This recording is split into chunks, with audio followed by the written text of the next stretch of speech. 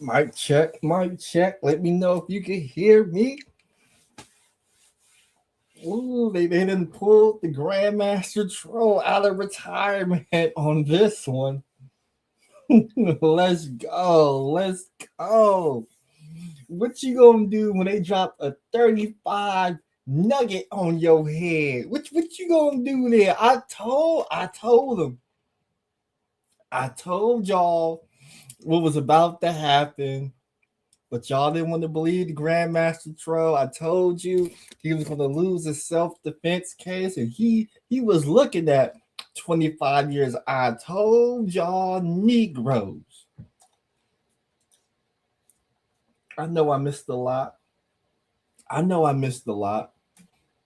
I missed the Abba and Preach fiasco. he got that boy Abba. He got 4, 5 women pregnant, had them all get abortions.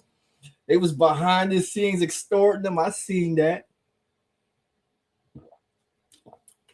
We had the Janae situations. She went to Africa. Swirler died under mysterious circumstances. I seen that as well. What else did I miss? Oh, I missed a and y'all ninjas ain't doing nothing but acting the fool. Everywhere you go, prom, church, graduation, work, the park, downtown, the mall, wherever y'all go. NBA Finals, y'all ninjas is out of control.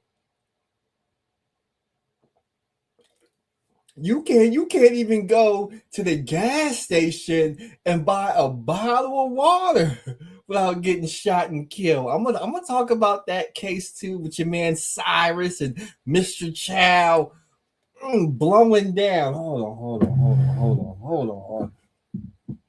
We got to talk about your boy Mr. Chow. Hurry up and buy, blowing down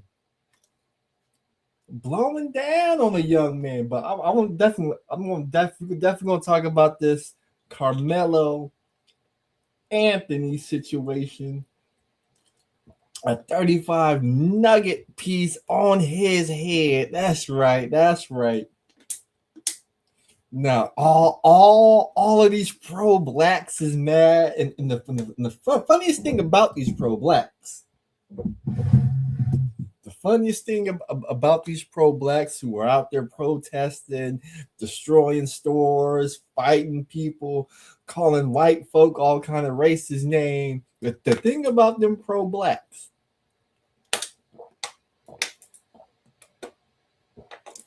you see, when you're not serving 35 years, when you're not serving 35 years, or when you are serving 35 years, you wish you could go to your refrigerator, get you a nice ice cold bottle of water, because I've been in a similar position as Karmel Anthony. A lot of people talking about he was afraid for his life. Well, there was about four different instances where I was afraid of my life. The first time when I seen a big spider, I was terrified. I'm still. I guess I got arachnophobia. I'm terrified of spiders. So if I see a spider, I am freaked out. Second time, I was about maybe 2-3 years old when they take you to get your first shot. Everybody real nice to you. They tell you to go in this room. You walk down this long hallway. Then you look over to another room where another 2 or 3-year-old is in. And you see his mother and father trying to hold down the little kid's arm. And the doctor got this big needle trying to stick the needle in his arm. And then you realize, oh shit, they about to hold me down and stick that same needle in my arm. I remember when I seen that doctor came down, he had that big needle. I was scared for my life. The other time I was scared for my life is whenever I get on a roller coaster. You go to the very, very top, real slow, and then you look down and everything is smaller and smaller, and you realize you about to accelerate because the ride is about to start. Whenever I on that apex going to the top of that roller coaster, I am scared for my life. But what trumped all of them fears is when I went on the yard with the Mexican mafia, the Aryan Brotherhood, the Latin Kings, the Bloods, the Crips, the Gangster Disciples, the GDs, the BDs. When you hit the yard for the first time, and they let you off that bus and you walking into the yard, you got your little sleeping bag, you got your little bag of sandwich, and you crossing into the yard, and they got the meanest and toughest men. Look like they ain't showered and shaved in about 2-3 months. They about 6'8", 350 pounds. And they sizing you up, boy. Woo-hoo-hoo. If you ain't been on the yard with the Mexican mafia and the Aryan brother, I'm telling you, when I walked in at a young 18, 19 years old, walking on the yard for the first time to serve my 1 month bid up in county. Oh man, I was terrified. Because before we even got to the yard, there was somebody, he had a broken arm and he was making a shank. He was making a shank with the cast using his broken arm, and the guards was just walking by. He would kind of hide it. Then when the guards walked by and cleared, he would get back to making a shank. I'm like, damn, he got a shank. I ain't got no shank. We need a shank to go on the yard. We need to go on the yard. And then they brought in the female officer who's telling us all the rules, all the basic stuff, where you going to stay at, this, that, and the third. And she said, if you got problems with anybody on the yard, let me know so we could take you somewhere, so we could take you away from the person you got beef with out in the streets, whatever it may be, a rival gang, whatever it is, we got to take you away. And then she said, oh, if they ask you to go in the shower, do not go in the shower, because if you go in the shower and they telling you to go in the shower, they are trying to rough you up. And by rough you up, you should know what I mean. I was like, damn. And I said this to myself. I said, damn, they really do be raping niggas in jail. I said, damn. But you know, I committed the crime that I committed. I had to take full responsibility. I had to take full accountability. I was in there for 3 weeks to a month. Gave us our little blanket, little sleeping bag, little pillow, a little bag of lunch with the sandwich. And little did I know at that time that sandwich they gave us was probably going to be the best meal that I had. Then they took us in on the van and we drove up to the complex. They let us out and we walked down the yard. You got Aryan Brotherhood, you got the Mexican Mafia, you got the niggas over there, and they looking at everybody walking in, sizing them up. And I said, damn, they get real. Then they put us in the barracks. We go to the barracks. Soon as we get to the barracks, Mexican Mafia don't play. They running down on Mexicans, asking them to show they tattoos, what set they rapping, this, that, and the third. I said, damn, they really running down on brothers up in here.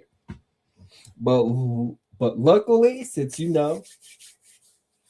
since I know how to play my cards, I know how to move, I was able to serve my sentence and get out unscathed.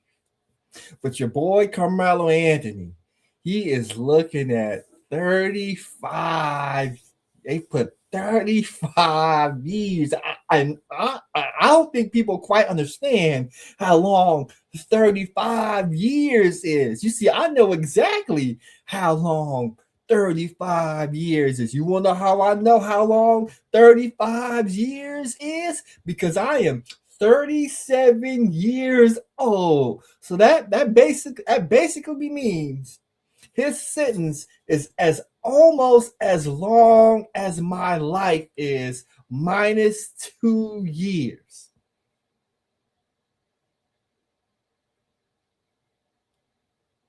And what Carmelo Anthony don't realize, because he let them pro blacks trick him out of his freedom. I can't believe Carmelo Anthony and Carmelo Anthony's parents let the pro blacks trick him out of his freedom. But most importantly, Carmelo Anthony let Austin Metcalf and his own pride and his own ego trick him out of 35 years. Now, for the next 35 years, for the next 17 to 35 years, he got to worry about the Aryan Brotherhood. He got to worry about the Mexican Mafia. He got to worry about getting backdoored by his own people. Because we all heard the stories in jail when it comes to people of the melanin. They're not as unified as the Mexican Mafia. They're not as unified as the Aryan Brotherhood. So he got to worry about that. He got to worry about being placed in a cell with Big Bubba, because if he get placed in a cell with Big Bubba, he gonna have to fight for his manhood. He ain't got no knife. And if he's lucky, well, if he's unlucky, if he get put in the cell with a crazy motherfucker, if you get put in the cell with a crazy dude, he might try to kill you just because he having a mental health day. But he got to spend the best years of his life. And the funniest thing about it is, when Austin Metcalf told him, you got to move from the tent, instead of him getting his prideful ass up and leaving that tent, he wanted to play thug. He wanted to play gangster. He wanted to play hard. He wanted to show everybody around how tough he was. And then when Austin Metcalf shoved him and put hands on him or tried to touch him, the ironic part is your boy Carmelo Anthony. He picked up the knife, stabbed him with the knife, and then ran and left the tent anyway. Eventually, he was going to leave the tent either at the end of the event, after who he came supported, the event was over. Eventually, he was going to leave the tent. Why stab somebody and then leave the tent and spend 35 years in jail for it when you could just walk away and you can enjoy life? Now, at this moment, right now, he in jail. His mama can't protect him. Daddy can't protect him. All of these ninjas on YouTube, all these pro blacks out there protesting, they can't do nothing for him now. It's just him on the yard with the fellas. Let me say it again. It's just him and the niggas on the yard. All these people who were so-called advocating for, all these people who sent thousands of dollars via a GoFundMe, none of them could protect you now, Carmelo. Now you own the yard by yourself at 19 years old. The same age I went in is the same age Carmelo went in, but only I got lucky. I knew how to move and maneuver a little bit. So somebody schooled me and said, you know what, Ken? I understand it's tough out there being a young black man, but you see, whatever you do, whatever choices you make, you got to live with the consequences. And if you make a bad choice, you do something where you get 10 years, 25 years, a life sentence in prison, your mama can't serve none of your sentence, your daddy can't serve none of your sentence, your best friends, your girlfriend, the niggas on the block that you hang with, your school teachers, your neighbors, none of them people can help you when you in jail. So you really need to think about things that you do out in this world, because if you start making bad decisions, you're going to find yourself alone where nobody can help you. And it's unfortunate. It's unfortunate that nobody's teaching these young black men this simple lesson in life, because there's just too many young people making bad decisions, making bad choices, and they're giving away 25, 35. We just seen the Julio Fulio case. We had another young man. He keep giving away his whole life because he made a bad decision. you see this right here? His attorneys are appealing. Maybe he'll get a reduced sentence and he can get out of jail within 2 weeks because Karmel Anthony, he's innocent. He got railroaded in court because he had an all-white jury and the judge knew the family. And then there's a video.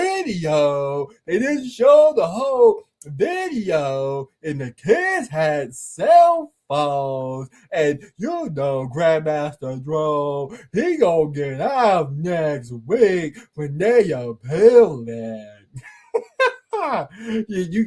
You see when you in the cell with Big Bubba. When you in the cell with Big Bubba, Ray, Pookie, T-Rock, J-Rock, Hector, and you gotta play prison politics, the last thing you care about is an appeal. When you got Big Bubba breathing on your ear, trying to take your booty hole, you're not worrying. You're not worrying about no appeal. I'm still trying to.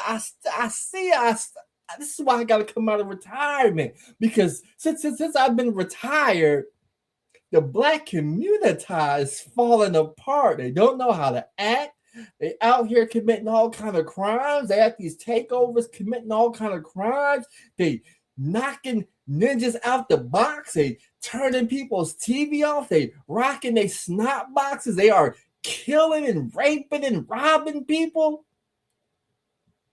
Ever since I've stopped doing YouTube, you ninjas is out of control.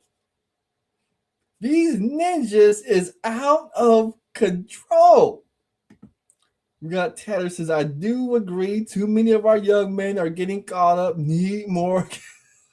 you see this right here? You see this right here? Hold on.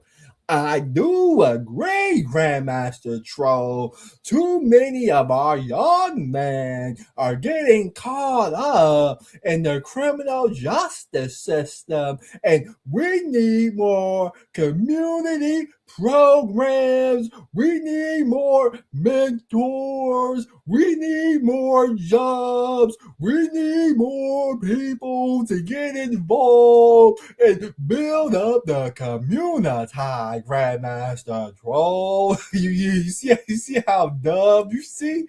What you don't understand is these YNs out here, they don't care about these programs. They don't care about mentorship. They don't care about jobs. They don't care about none of that. I mean, just look at the Karmel Anthony situation.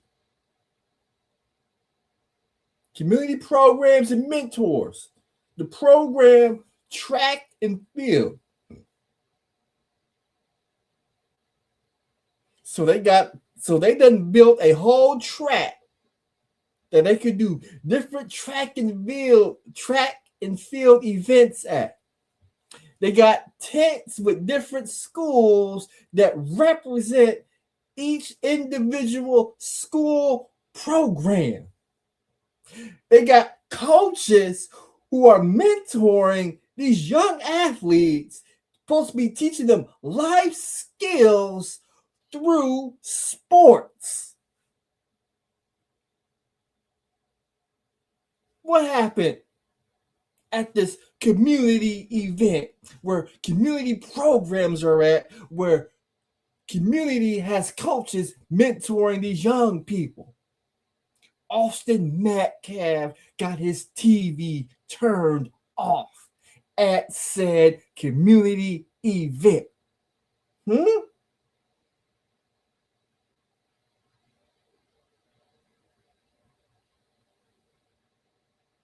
We are long past needing more community events. We are long past all of that. What we need is when these YNs get out of control, we need swift, fast justice with a harsh sentence. Put them away. Yeah, that's right. Crack down on ninjas, crack down on ignorance, crack down on criminals, crack down on people who can't act right, follow the rules, and keep breaking the law. We need a complete crackdown. That's what we need. And when they put that 35 nugget piece on his head, I felt real good, and I was listening to the reports, and I couldn't believe what they were reporting. I couldn't believe it. Because we got a bunch of YNs out here thugging. They carrying knives. They carrying guns with the laser beam on it. They got grenades, some of them. I've seen on social media, they got grenades, they got guns with the extended clip, with the extended mag, with the drum on it, with the infrared beam. They out here thugging. They claim how tough and hard they are. Okay. This is the part that had me. This is the part that tripped me up. I'm from the hip hop era. I remember the song Flatbush Projects, Tried by 12, Carried by 6. Send me commissary, motherfuck them flowers. Because I'll be the one who blasts and didn't get blasted, Who would you rather be, the murdered or the murderer? They told me when your so-called life is in danger and you do what you gotta do to make it to the next day, regardless if you have to go to jail, when you get sentenced, when you get convicted for defending your life, you're supposed to be sitting in the courtroom with a smile on your face. Because you getting tried by 12 instead of getting carried by 6. But when it came to this Karmel Anthony case, they telling me Karmel Anthony is in the courtroom crying. Karmel Anthony, you're not supposed to be in the courtroom crying because according to you, if you didn't do what you had to do, you would have lost your life. The black culture taught me, if you defend your life and you get hit with a charge, you get convicted, you're supposed to sit in the jail cell with a smile on your face.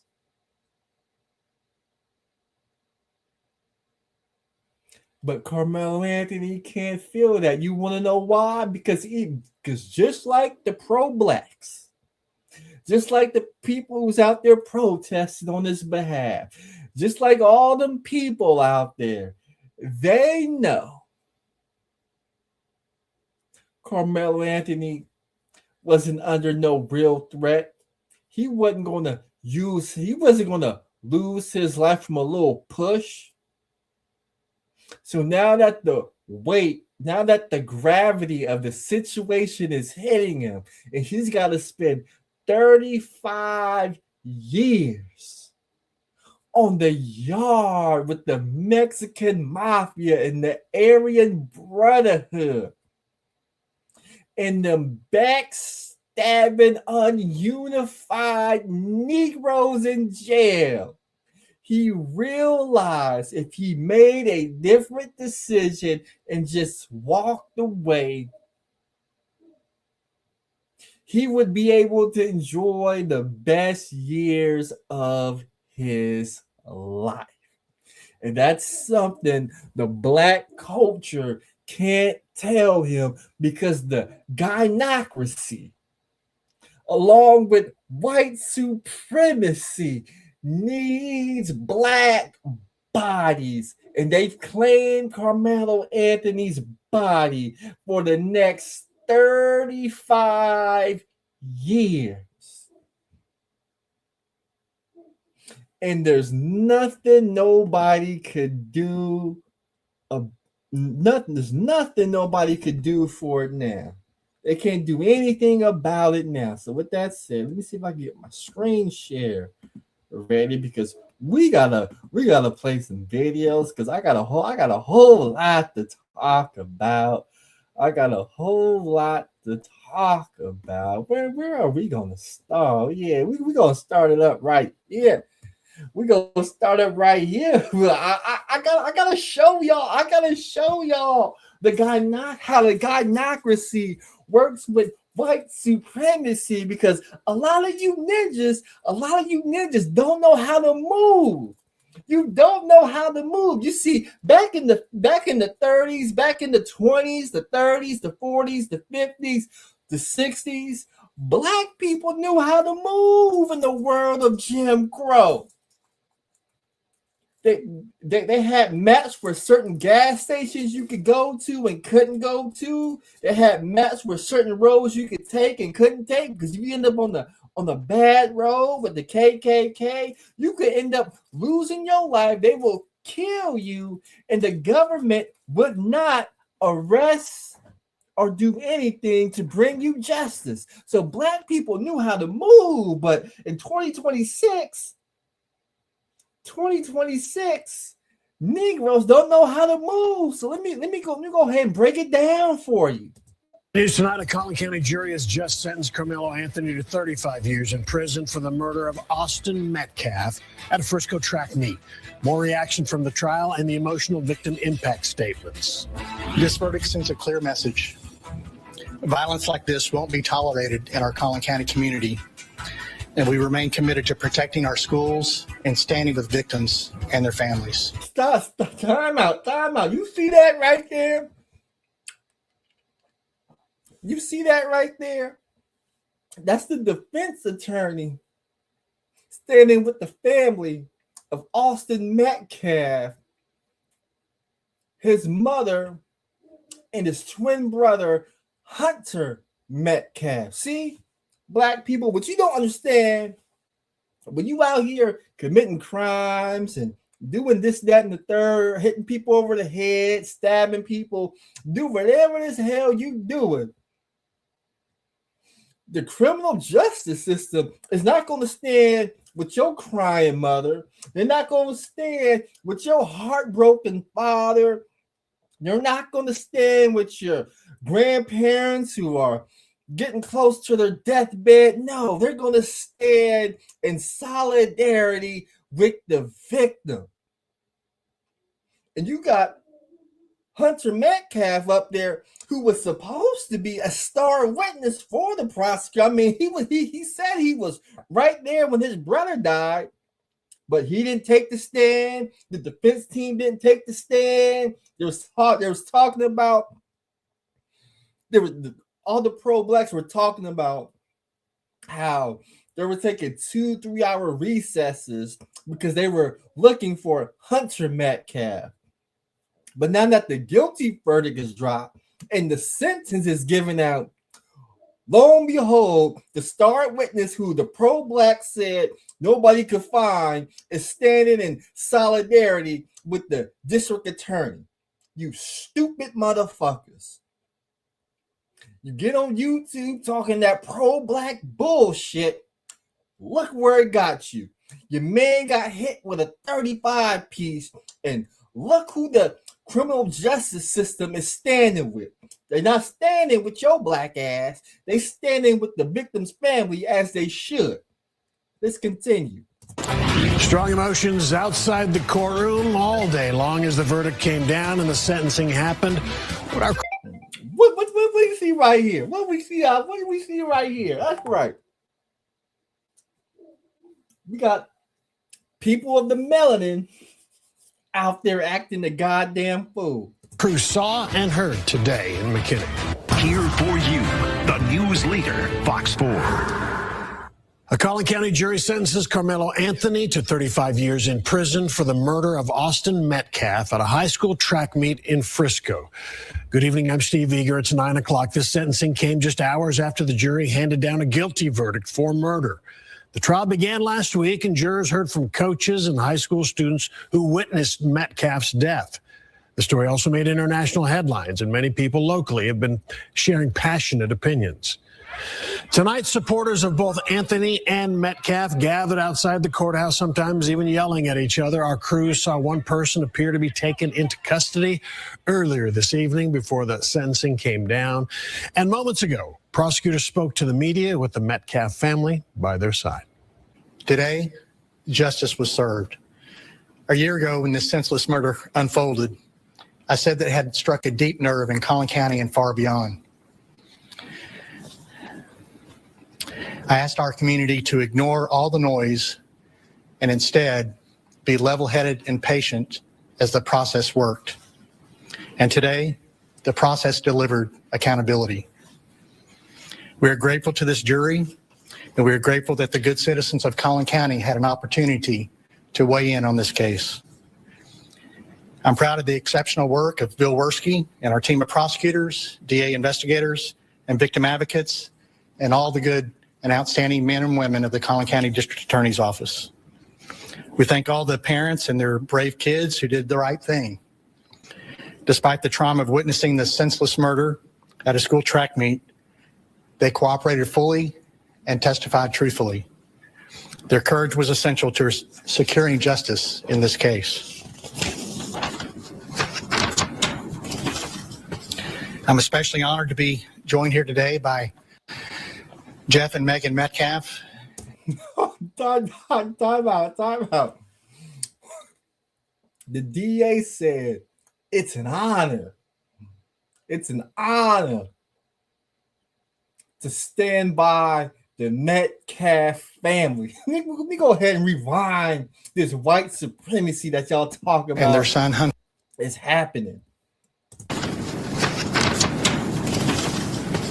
I'm especially honored to be joined here today by Jeff and Megan Metcalf and their son Hunter. He said he honored to be standing by the Metcalf family. Let's go. Their strength and grace through this has been Their strength and grace throughout this unimaginable journey has been inspiring. People, you ninjas don't know what's being communicated.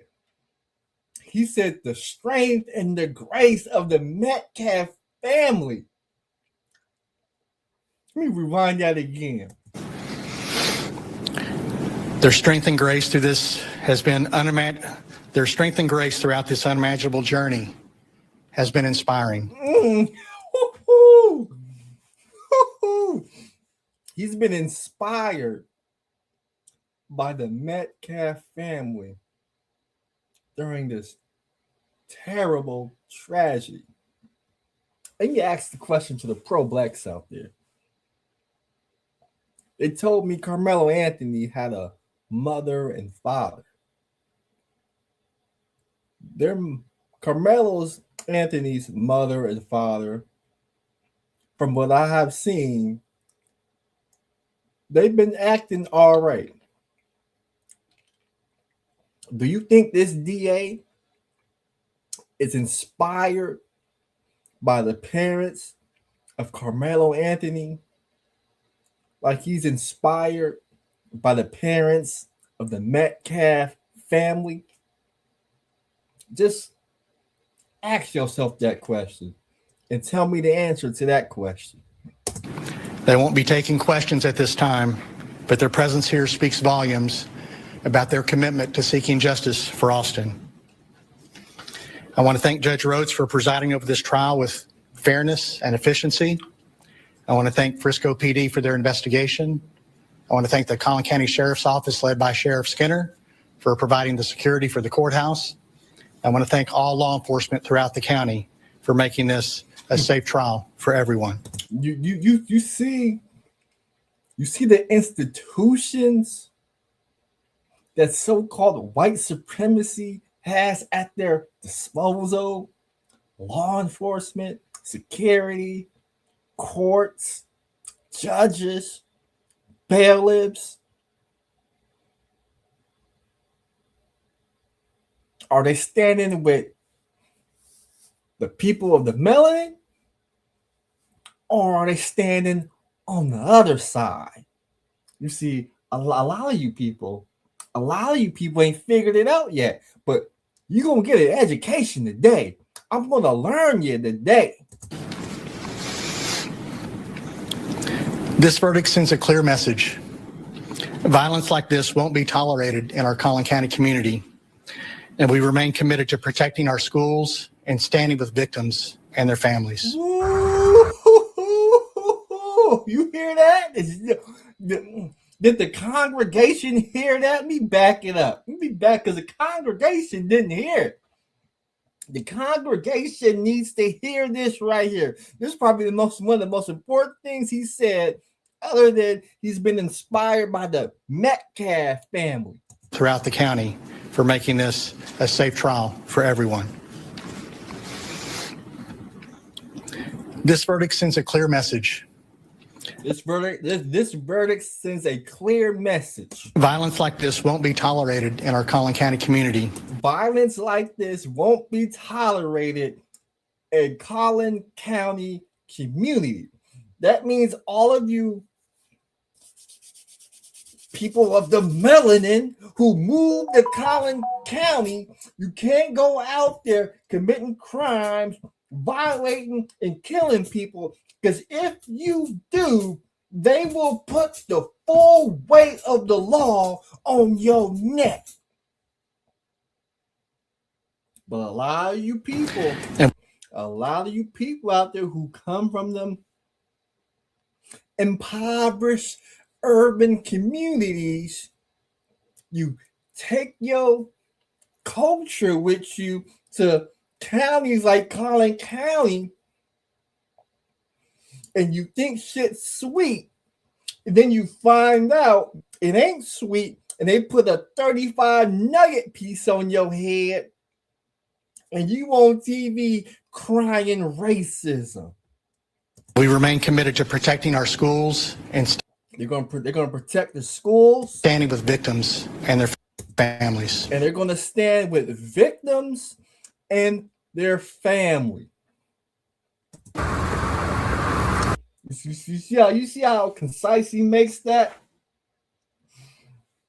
You see how they're going to stand with the schools, victims, and their families. So if you in these counties breaking into people's houses, raping, robbing, murdering people, they're going to stand with the victim and their victim's family.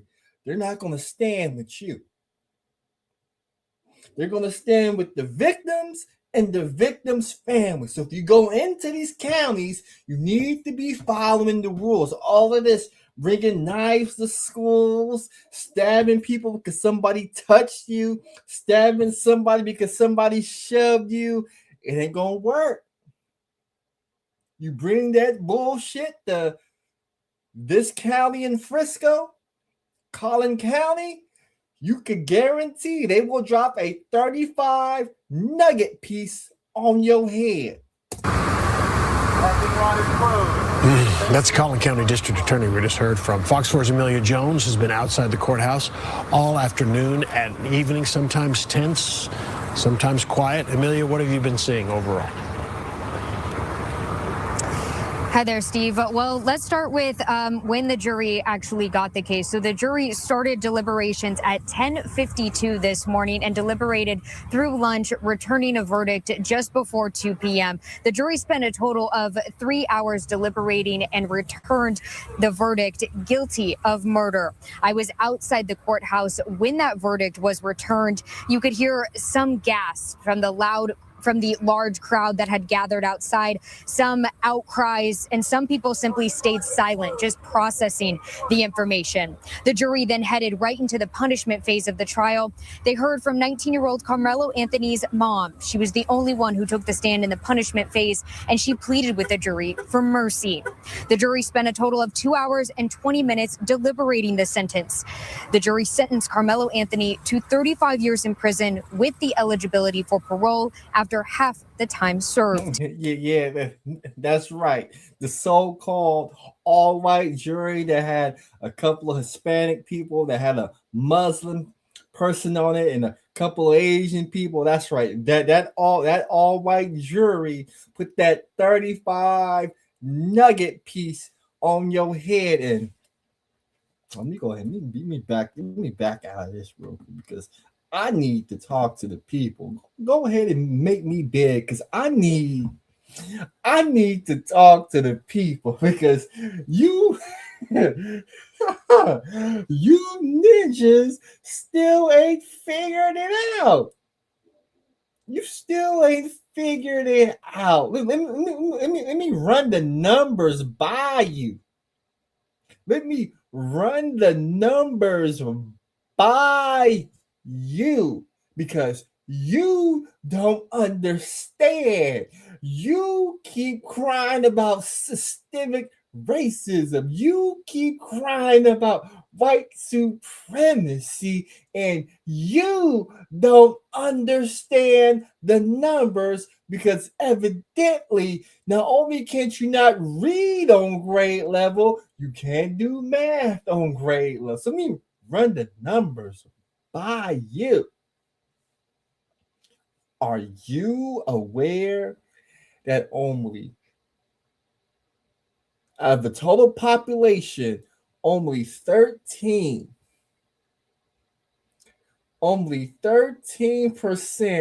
of the population is black. Hold on, where's my trusty calculator? Where my cell phone go? There we go. There we go. Right. Let's go ahead and do the math. Let's go ahead and do the math. Whoa.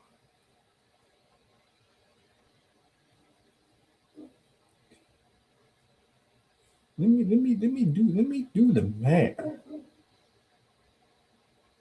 So if black people only make up 13% of the population, that means only 1 to 2 jurors can be black.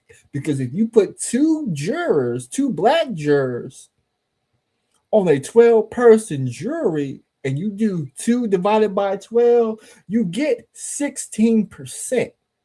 Black people make up 13%. So you would actually be getting lucky if you get 2 black jurors.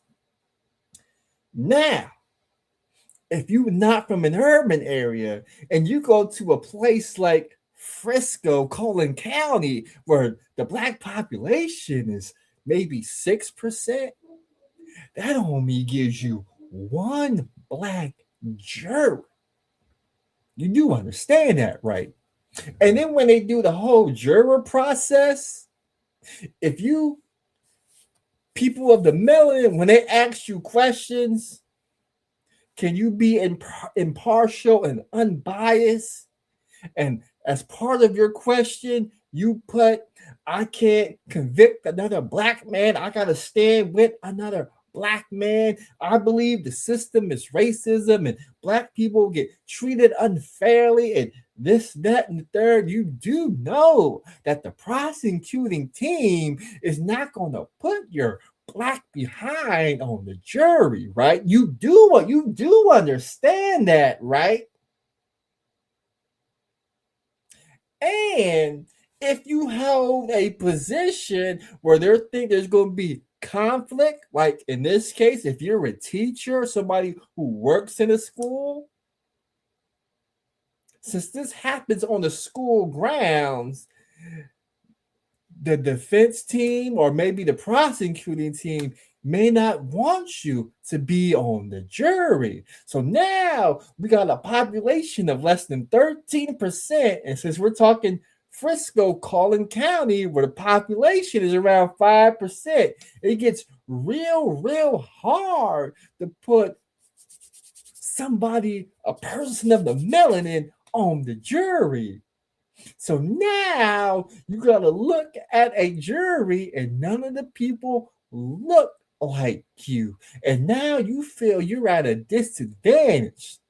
This is all the reason why when you out here going to school, when you walk into the corner store, when you walk into the gas station, when you go to the mall, when you go to church, when you go downtown to where the function is at, it's very important that you people of the melanin act like you got some sense, follow the rules, don't break the law, don't be in places where you're not wanted, because I don't want you to get arrested and then you go to trial and then you end up with a jury that has no people of the melanin on it, and you feel like you getting railroaded, and they put a 35 nugget piece on your head, and there's nothing that any person of the melanin could do but get on their hands and knees and pray that Jesus Christ can protect you.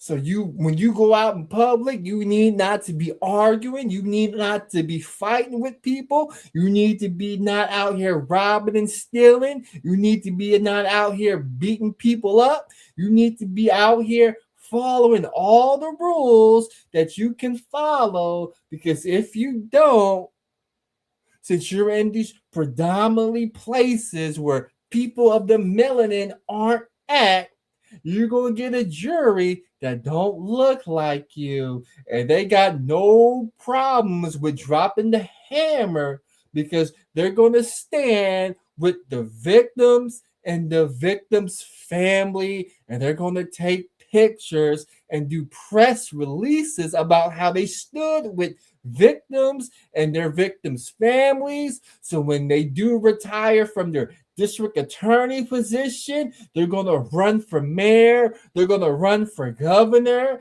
and when they run, they're going to say, you remember how I stood for this victim and this person's victim's family, and how I brought them justice, and how I helped keep their schools and their communities safe.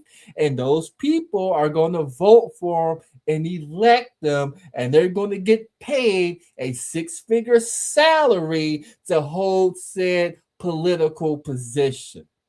Do I have to break it down to you more? Do you get it now? Or do I still have to learn you? Do I still have to give you an education on what's going on in the society that you live in?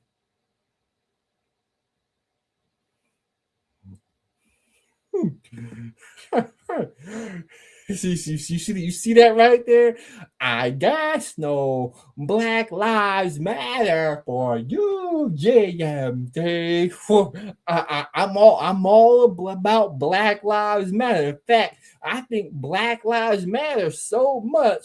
I'm trying to educate and tell people of the melanin not to commit crimes, stay away from criminal activity, so you don't get arrested and convicted, because I don't want you to spend your Black life in jail and get hit with a 35-piece nugget on your head.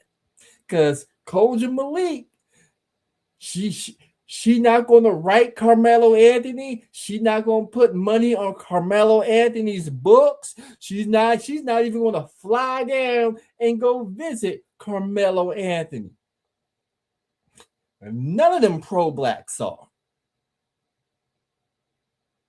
Only people going to visit him if his mama, his daddy, his lawyer, whenever he thinks he's getting closer to that appeal. And as the years turn and go by, nobody going to visit him, and everybody going to be hurt about what's going on. But let's get back to the show. They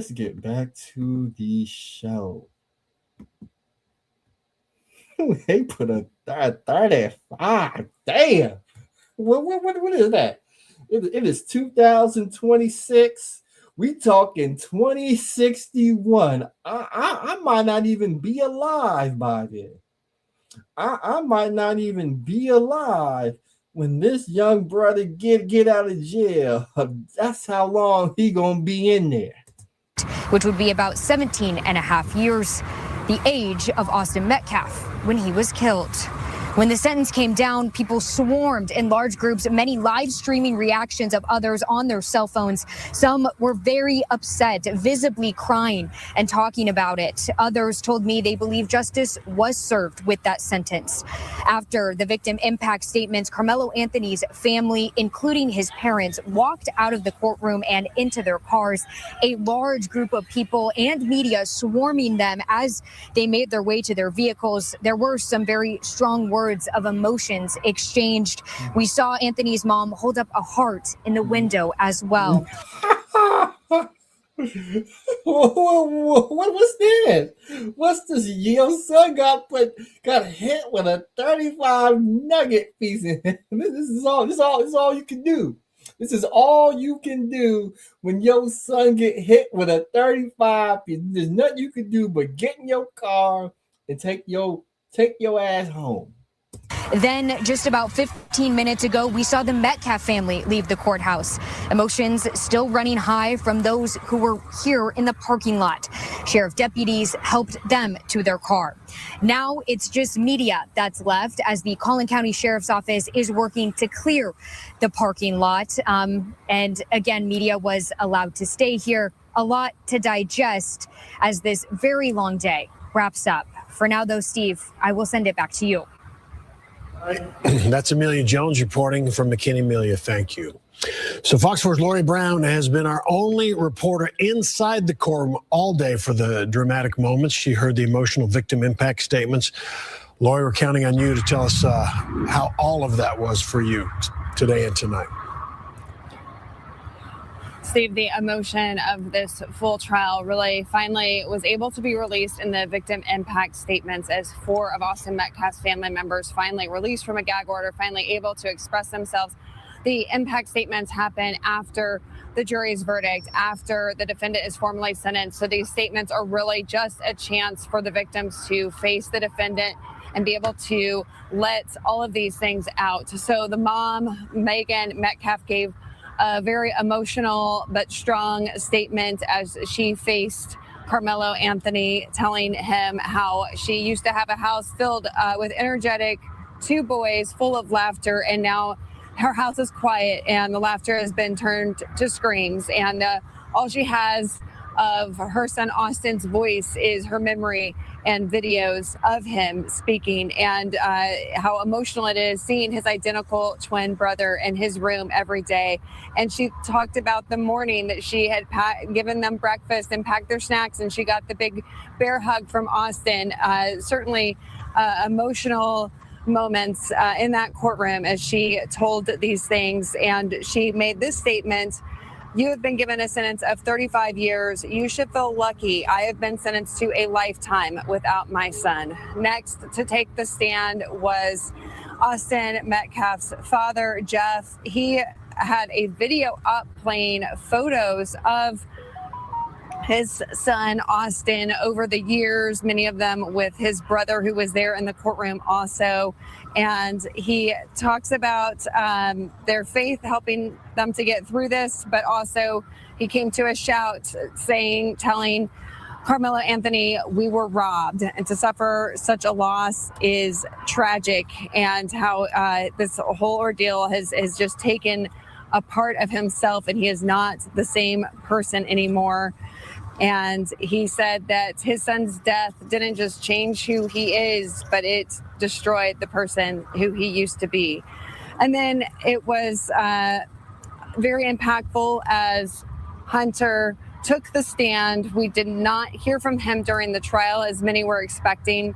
And time out. You mean the defense attorney didn't call Hunter Metcalf and put him under cross-examination?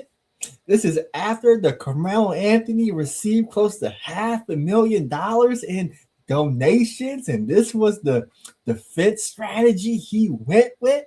He didn't put the most important person on the stand.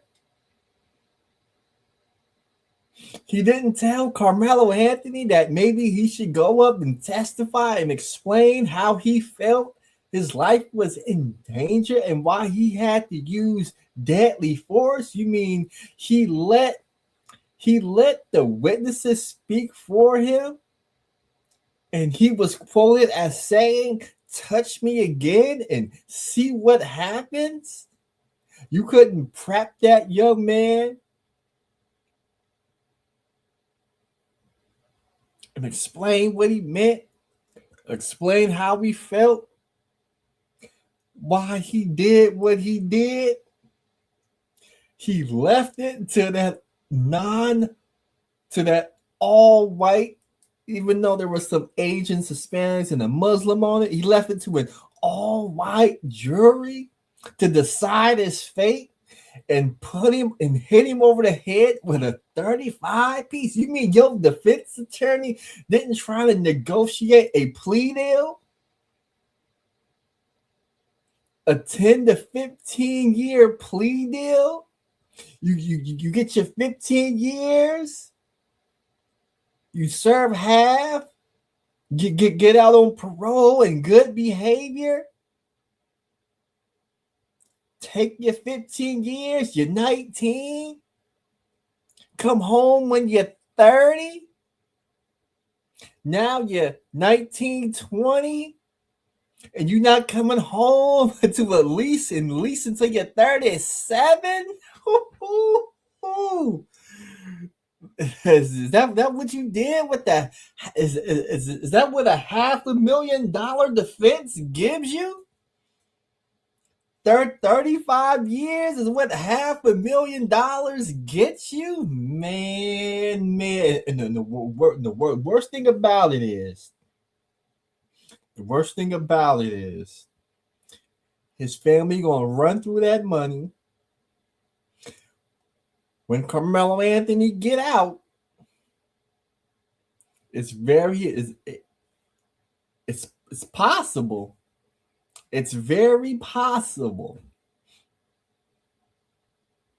that by the time Karmel Anthony gets out, his parents may not be alive. He may get out a free man. Nobody's in his corner. That $500,000 that was spent on houses from what I'm hearing, that money went to buying a house. That money went to buying cars. That money went to buying clothes. That money went to buying sneakers. That money went to his defense attorney. His defense attorney still gonna need to get paid as they go through this appeals process. It's very likely that by the time he gets out, not only is all the money dried up, but his support system, the two people who's going to visit him the most in jail, may not be alive when he gets out. Let's go. He took a very respectful tone. The father of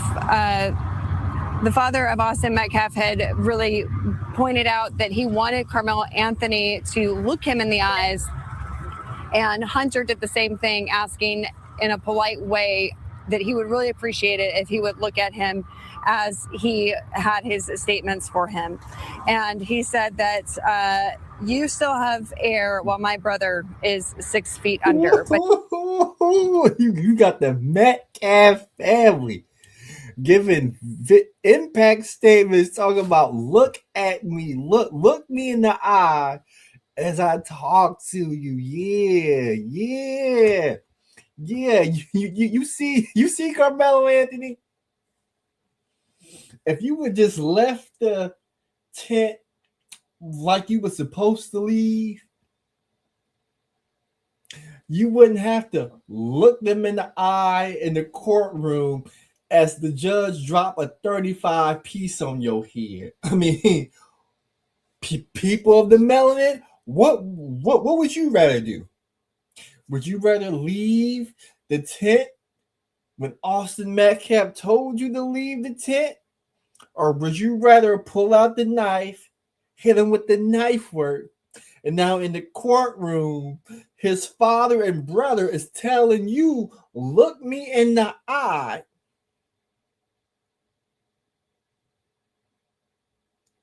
As I tell you what a low-life person you are and how you took my loved one away from you. Which would you rather do? If you ask me, I would have just left the tent.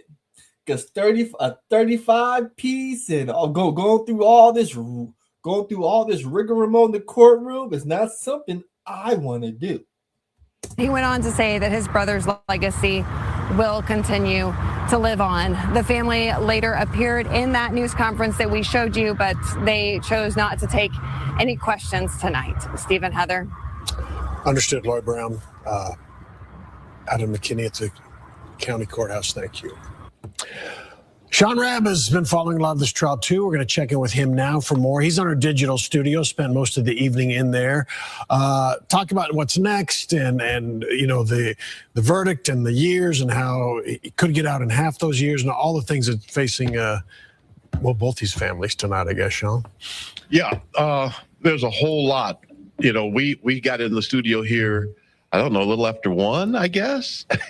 And so we've been here in the digital studio since before 2 o'clock today as this has played out and come to its conclusion. And there's a lot of emotions riding, as you can tell. people get engaged in this trial, Steve, and they don't want to disengage. Our Lori Brown didn't want to come out of the courtroom. Mm-hmm. You know, managers were trying to get her to be replaced this afternoon. She wanted to stay and see it through. We saw that from hundreds of people in the parking lot.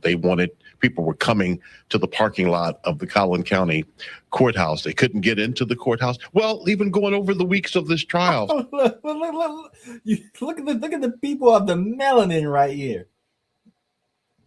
They got a free Carmelo sign after he just killed somebody. He gonna argue on behalf of Carmelo, who took a kid's life unjustly. He gonna represent a large section of the Coummnunitah, arguing with this man who's standing with the victim's family. And what these people of the melanin don't realize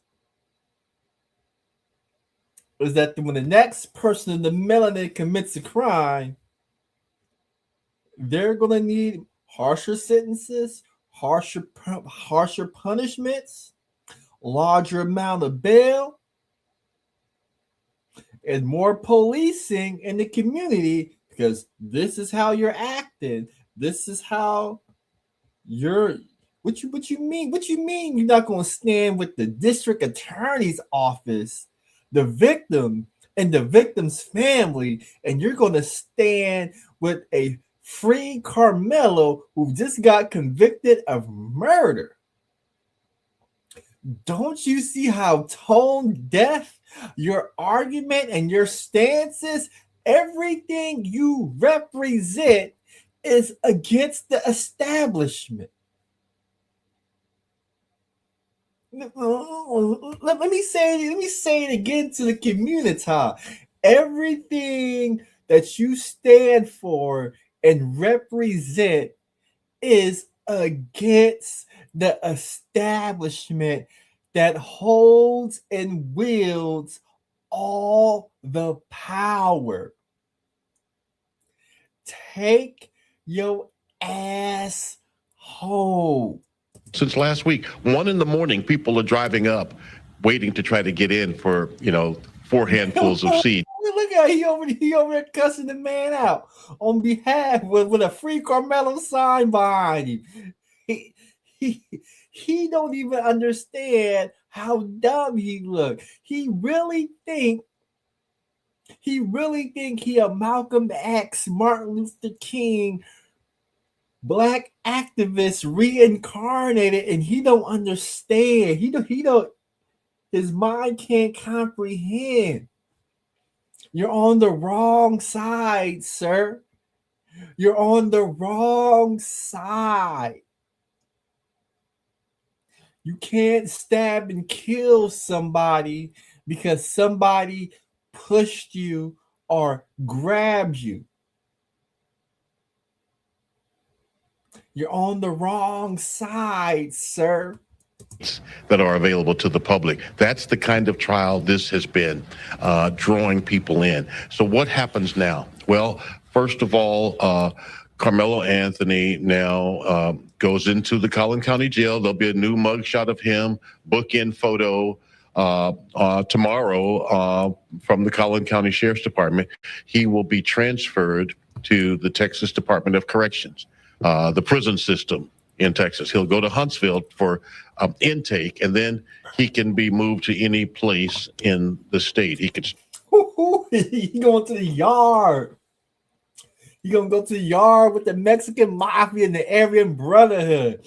And just when he think he got the prison politics figured out at that facility, and he could move and he could thrive and survive in that environment, what the system's then going to do is move him to another facility where he got to walk the yard again with the Mexican mafia and the Aryan Brotherhood and learn a whole different level of prison politics. Stay in Huntsville, could be moved west, could be moved hundreds of miles from Dallas, Fort Worth. We won't know that until he is there.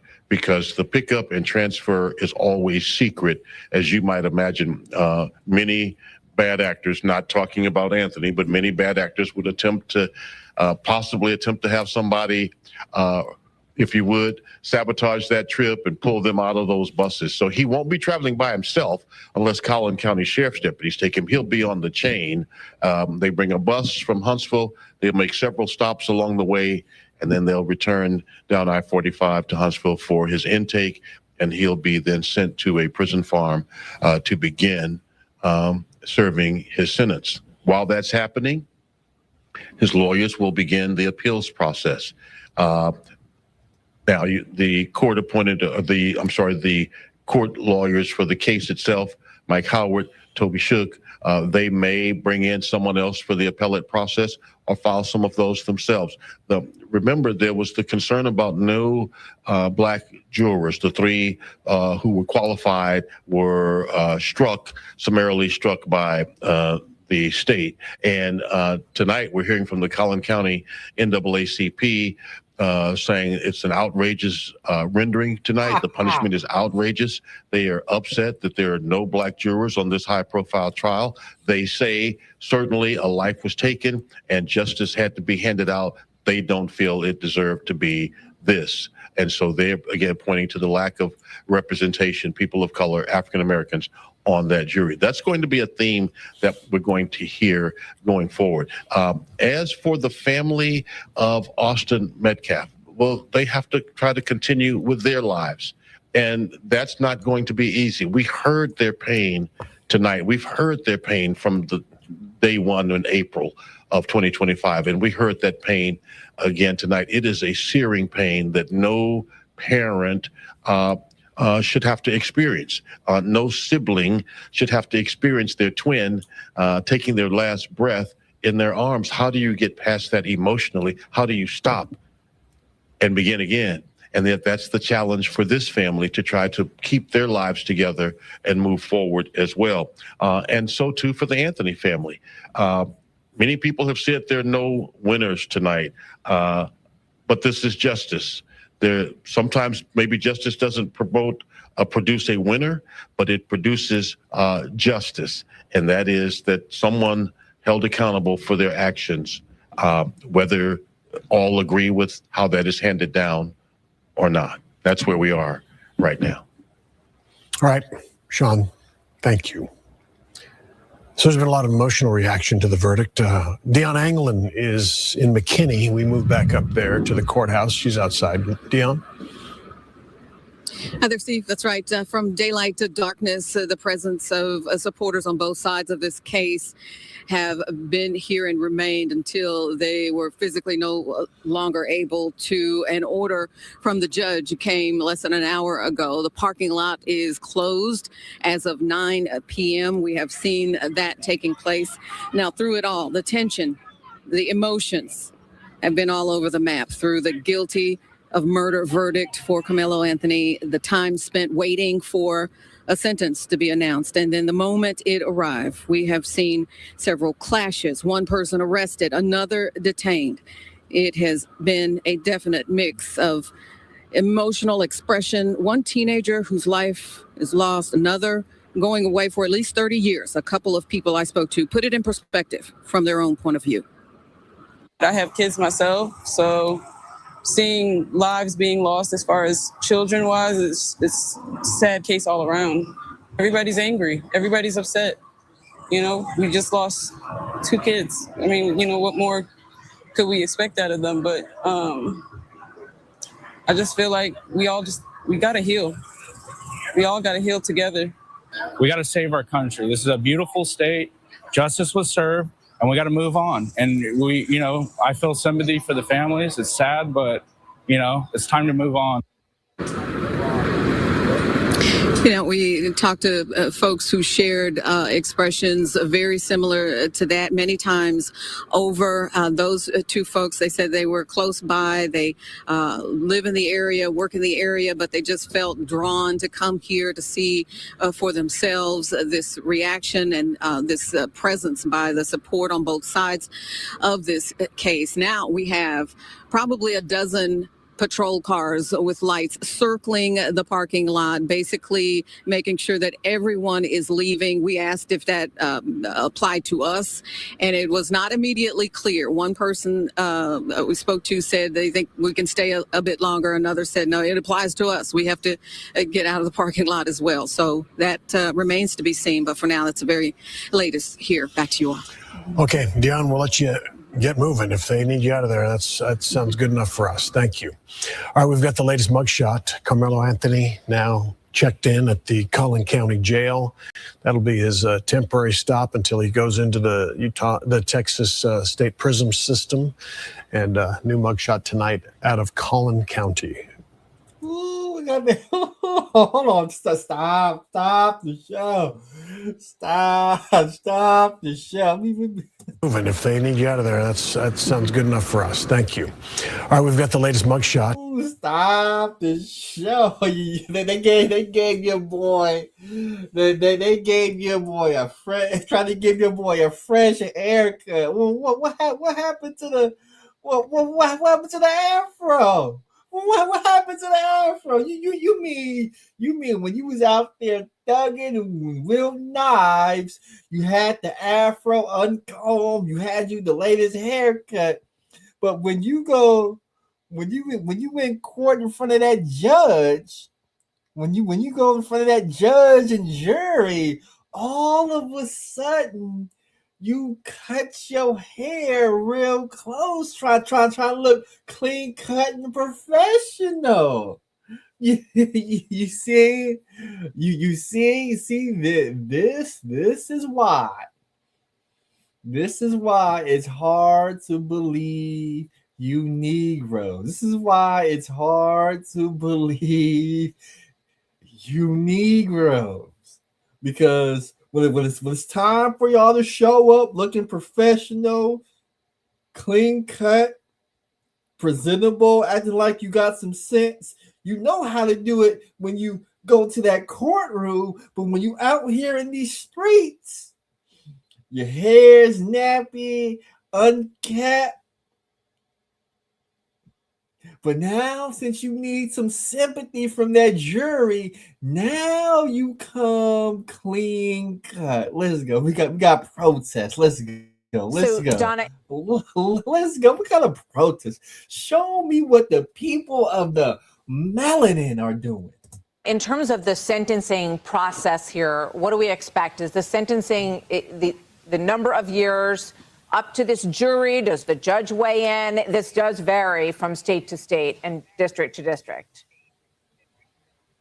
It does vary, Martha, and obviously the fact that the jury is going to be weighing in on sentencing leads me to believe that they're going to be able to have some type of say, because otherwise the only focus or purpose they would have would be as if this were a death penalty case, which it is not. So given the fact that the jury is around for the sentencing phase leads me to believe that they will have a say. What I do think is really interesting here, and I think that this is the reason the case played out the way it did. The defense attorney knew that this jury was going to be involved in the sentencing phase. The judge was listening to all the testimony here. And I think this is the reason some of these facts came in. The things that we were talking about earlier, how he reacted after the fact. I think some of that is trying to be mitigating. I don't think that the defense truly believed that there was ever a true self-defense claim here and that this is what they had to try on behalf of the client.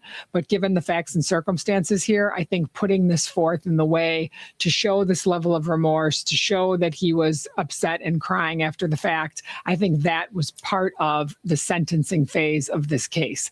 I also think the fact that Karmel Anthony himself did not testify was very interesting given the defense in this case. And that's not something that we've talked about today.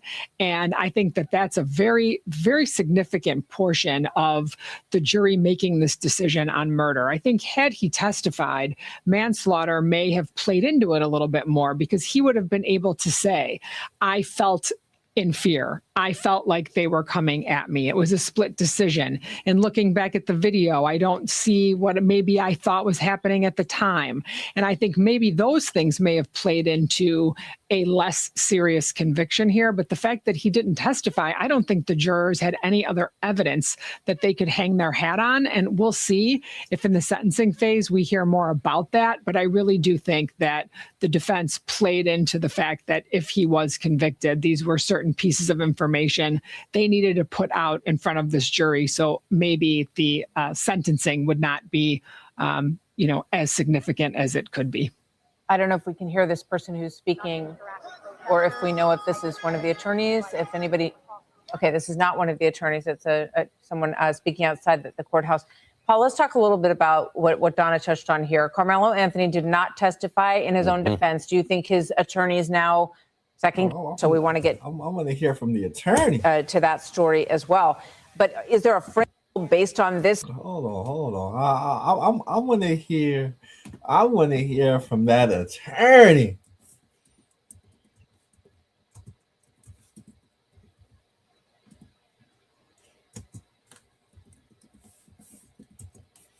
I want to hear from the Karmel Anthony lawyer. What did that fool have to say? Oh, now all of a sudden I can't find it. That's him reducing the bond.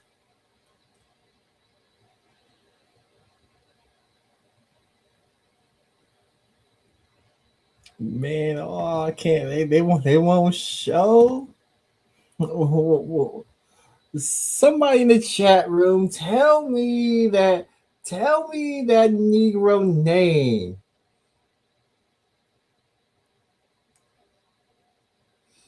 Somebody's sipping behind the scenes. Okay. Let me see. Hold on. Let me see.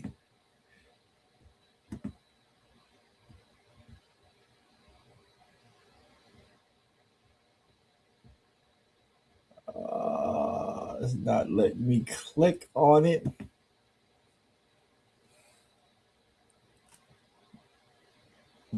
Okay, I got it right there.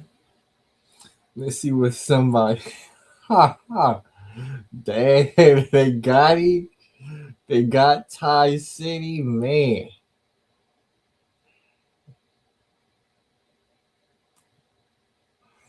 Hold on. Let's go ahead and remove that. Now I'm gonna add that.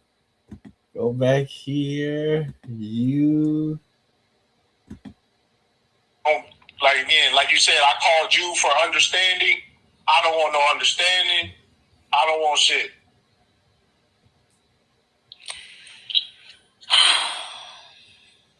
Just a clean break. That's it. Okay, well, I mean, listen, you free to, you already know you free to do whatever the fuck you want, but I'm telling you right now, like, for me, I can't. Like, I'm talking about, I get fucked up. And again, what I realized too is, because I'm learning myself, fucking oxytocin and shit like that, I done learned about so much different shit on why I get these fucking high-ass bumps. Like you said, I called you for understanding. Okay, well, like Ty City having some girl problems. I mean, come on, Ty City. they got you in record. They got your phone tapped. they got your phone tapped. I guess he didn't learn from Abba. Let me see if I can find that. I can't find that lawyer.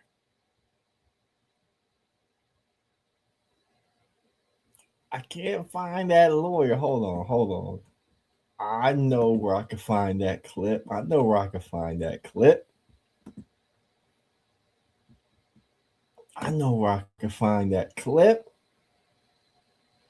I I know exactly where I can find that clip. I know exactly where All right, ladies I and can gentlemen, find that ladies, clip. welcome back to the Officer Tatum Show. We're going to wait for the verdict to happen. That's crazy when your boy Officer Tatum put his son up there as he read the verdict. That's cold blooded. Oh, I know exactly where I can find that clip. And there it go. There it go. There it go. I know exactly where I can find that clip. Let's go. The sound. And we got work to do. Thank you and God bless. I missed it. Could you back it up if you?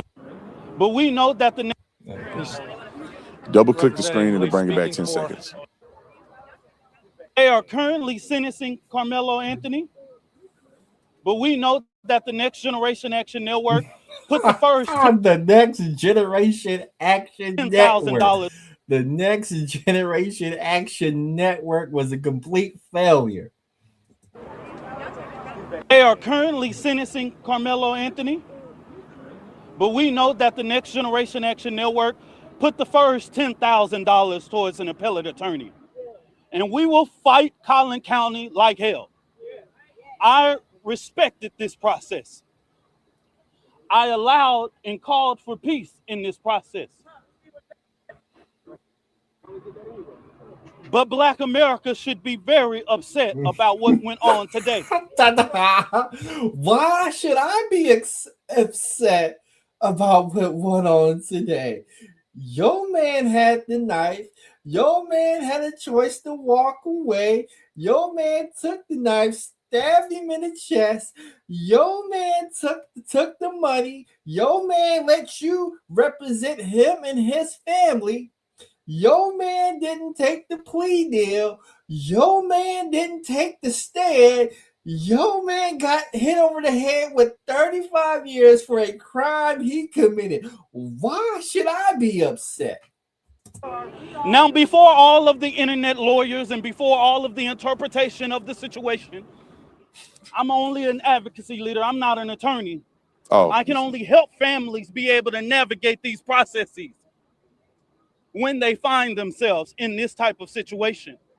I can only allow lawyers to be what they are, lawyers. I can't instruct them. I can't stop them from doing anything. I have to respect the process just like anybody else. But what we saw today was flawed, unjust, and I ask that the community continue to pray for the Anthony family. I do not speak for them, but I know that the Next Generation Action Network will be here as support. All right, enough hearing him. My See, y'all heart heard what he hurts said. right This is the problem with what this gentleman is saying. Is he not even an attorney? I forget he was just a liaison for the family. Really, he's a fundraiser for the family. Black America, why would Black America be upset about this when the witnesses were Black? Right. Yeah. The witnesses that saw Karmel Anthony do what he did, many of them were Black. They just told the truth, man. The truth is the truth. That kid was wrong. It's okay to say when Black people wrong. This kid was wrong. It's not a race thing. He's wrong. If you want to bring race into it, the Black kid was wrong. But generally speaking, if you take race out of this, the kid was just flat out wrong. If this was two white kids, Karmel Anthony was white. He's wrong. If Karmel Anthony was Black and Austin Metcalf was Black, Karmel is still wrong. And these people, they raise money on racism. Yeah. They raise money on racial tension. That grown man know that this will have nothing to do with race. At the time of the murder, no race wasn't even thought Even about. during the trial, he know it had nothing to do with race. Yeah. But that's the only way they can raise money. That's the only way they can push a GoFundMe. That's the only way he's going to raise money to get them in the appellate court or whatever to do an appeal. They're not going to win an appeal. This was unanimous. It's not even close. Yeah. You got your boy from the Next Generation Action Network. What's the name of this Negro organization? Like hell. But we know that the Next Generation Action Network. The Next Generation Action Network, man. These dudes out here be grifted. We got D Darrell says there's more on that page. Hold on. He said there's more on that page. Let me see if I can pull it up. There's more on that page. Hold on.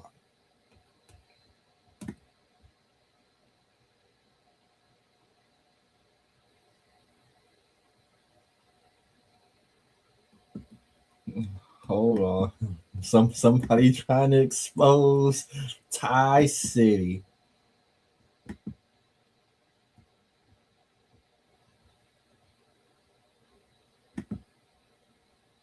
Did you fuck that nigga, yes or no? No, I've never met him. Ha ha. Ha ha. Ha ha. But that has nothing to do with the fucking point.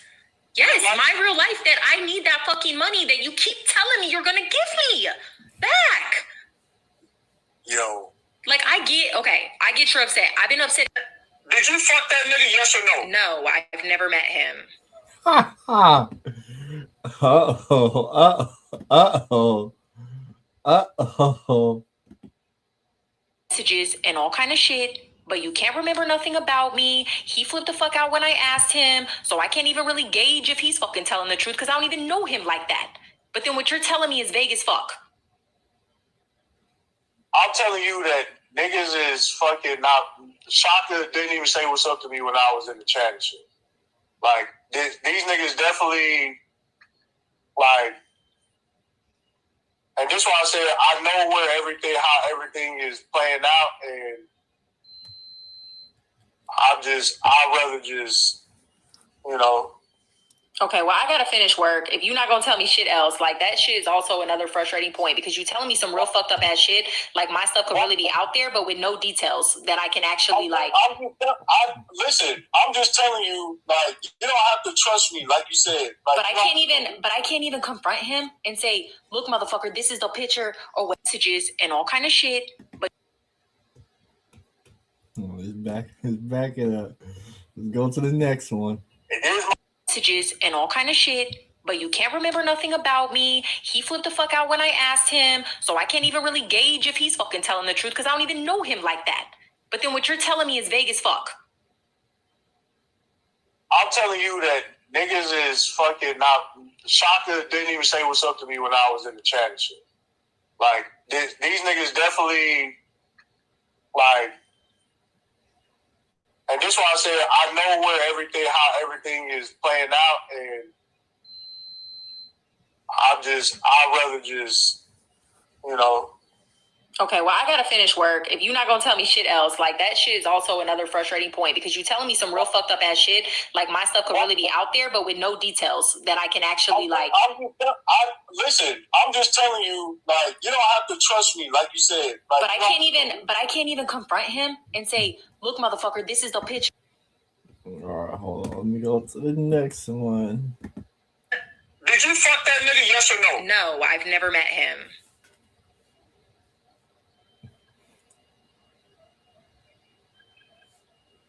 But that has nothing to do with the fucking point. Yes, my real life, that I need that fucking money that you keep telling me you're gonna give me back. Yo. Like, I get you're upset. I've been upset. Did you fuck that nigga, yes or no? No, I've never met him. When you gotta ask a girl, did she have intercourse with another man? You are in trouble. Thai City. Like, messages and all kind of shit, but you can't remember nothing about me. He flipped the fuck out when I asked him, so I can't even really gauge if he's fucking telling the truth because I don't even know him like that. But then what you're telling me is vague as fuck. I'm telling you that niggas is fucking not. Shaka didn't even say what's up to me when I was in the chat and shit. All right, listen. Like, I think I heard enough. I can't quite tell what's going on. I'm gonna need a couple more videos. I'm gotta listen to them in order to see which ones come first, which one comes second. Here's my fucking ego. My ego is attached to everything I fucking love. And your lack of follow through, to be honest with you, if you really want to be serious. Like, you tell me. I understand that part. My lack of follow through is why I'm trash. Fuck it. Oh my God. For me, like, I won't understand it. I won't understand it. And but you want me to be understanding while I'm suffering. Like, these games that go on in my head when I know how fucking inadequate these other niggas you be fucking with are. And it's just like, I'm the one with all the effort. I'm the one with all the emotional attachment. I'm the one with all the shit. And this is me. All right. I heard enough of that. I want to talk about this case. Let me see if I can pull it up. What was his name? There we go. Right there. We gotta talk about your boy Cyrus. We gotta talk about your boy Cyrus and his mom. That's right. Let me see if I can find a news clip. Let me see if I can find a news clip of your boy. We begin tonight's broadcast with a follow-up to last night's not guilty verdict of Rick Chow, a day after he was acquitted of murdering 14-year-old Cyrus Carmack Belton. We saw reaction, or we're getting reaction, from the community. Our crews saw protesters gathered outside Chow's former gas station off of Park Lane Road in Columbia. Richland deputies also at the store now at this hour. They have been there since shortly after the verdict was announced last night. News 19's Whitney Sullivan speaking with criminal defense attorney John Mobley tonight. He was asked, where does he believe things possibly broke down for the prosecution in presenting his case? From opening statements, one of the vast contrasts that I saw between the prosecution and the defense, where I believe the prosecutors dropped the ball, is they didn't really do much to humanize the victim in the case. And I remember listening to both opening statements. And while the prosecutor, the solicitor, did mention he was 14 years old, that was kind of it.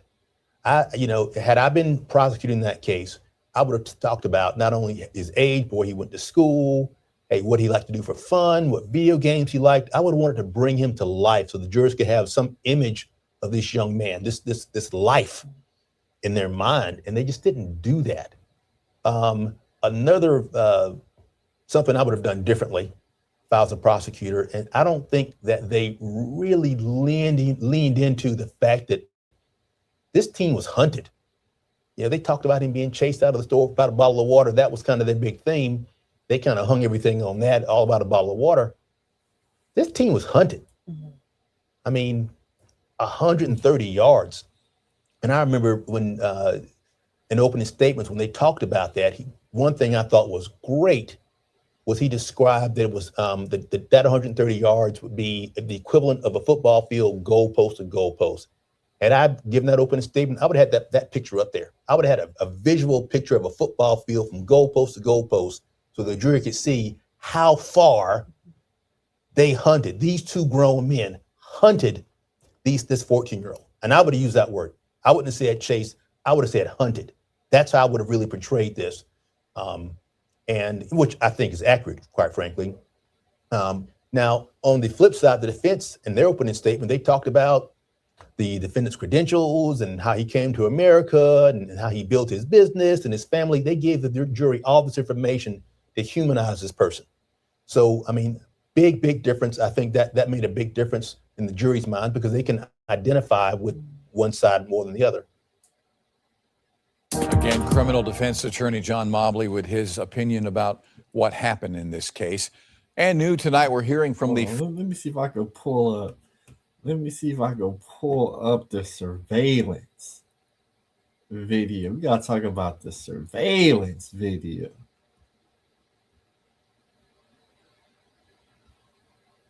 See if we can pull that up real quick. We begin tonight's broadcast with a follow-up to last night's not guilty verdict of Rick Chow.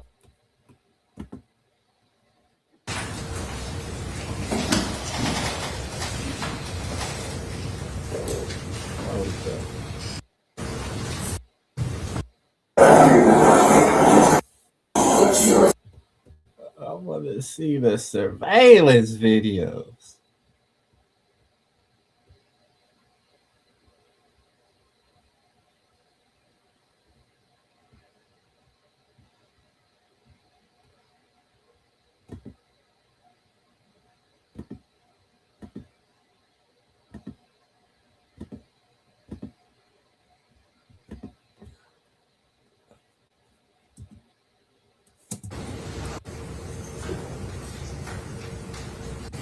I want to see him walk in the store.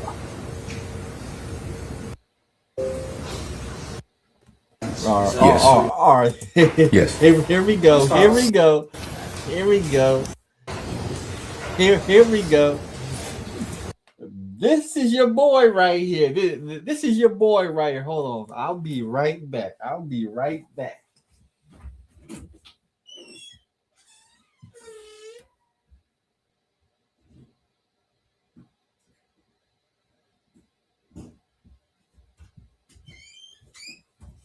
All right, this is your boy right here. This is your boy right here. I gotta walk. Let me go ahead and mute this real quick because I gotta walk the people through this. I gotta walk the people through this. This is your boy right here. You about to walk in the convenience store. He gonna walk in this convenience store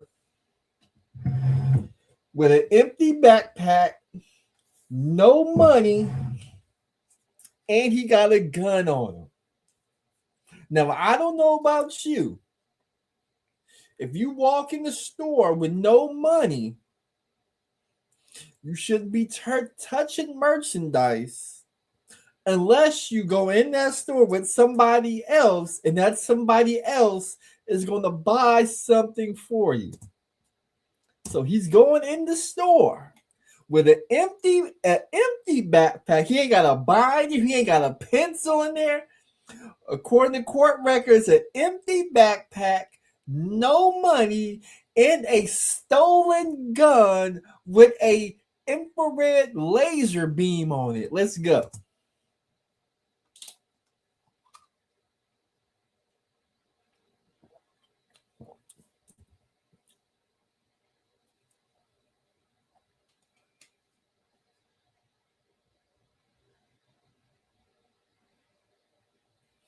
Time out. He walks in the store with a backpack on. Now, I don't know about you, but a lot of stores out here, especially around high schools and stuff, they say you can't bring your backpack inside. The reason why you can't bring your backpack inside the store, because a lot of you people of the melanin, y'all like to bring your backpacks and you like to put snacks and stuff inside your backpack, and instead of going to the cash register and paying for your goodies, a lot of you like to walk out the store. So now these store owners, they got to tell you, people of the melanin and other shoppers who may not have so much melanin, they got to tell you, you got to leave your backpack in the front of the store or no backpacks allowed, because they got to ensure that you're not in the store shoplifting. So he puts his backpack right there. Mind you, he got no money, so he can't buy nothing. They're going to show him put his backpack down. They're going to show this Asian lady, you got to put your backpack down.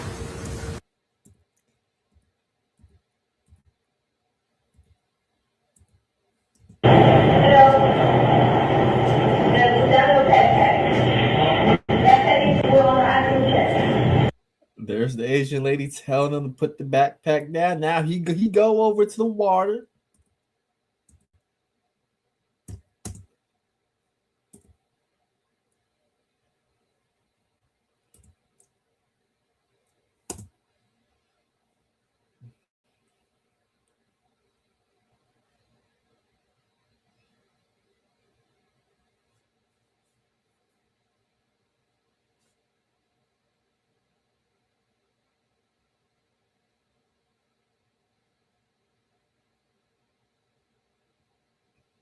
All right, he go ahead. He opened the refrigerator. He grab a water. You see the water right there in his hand. You grab another water and another water. You grab 4 waters. Put the waters in the hoodie. The Asian lady who's over there surfing his shoulder is watching him put the waters in his hoodie. Most people keep the waters in their hand, or they get a basket, little hand baskets, and put it in there. But he's watching him because he looked real suspicious.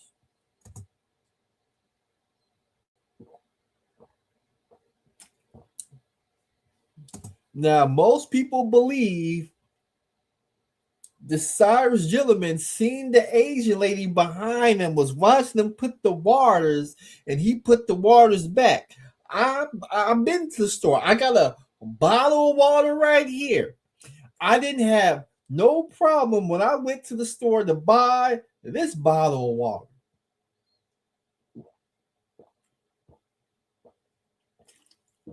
This came in a 24 case pack.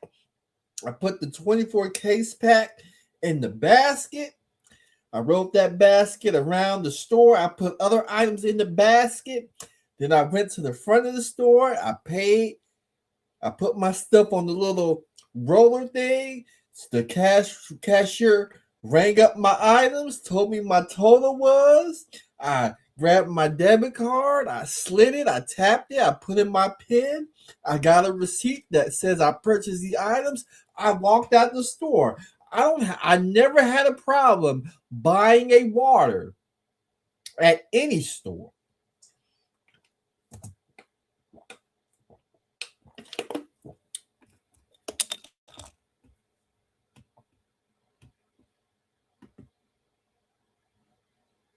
So that was pretty much that. They said he walked around the store for about 10 to 15 minutes.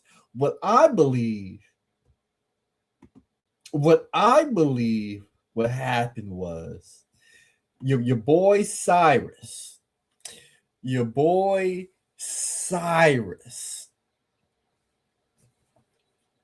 was looking to pull an armed robbery. He was looking to rob the store, saw that there were 3 people in it and some customers, and he didn't want to risk robbing the store. So instead of robbing the store with the stolen gun he had with the laser beam, he tried to shoplift some waters.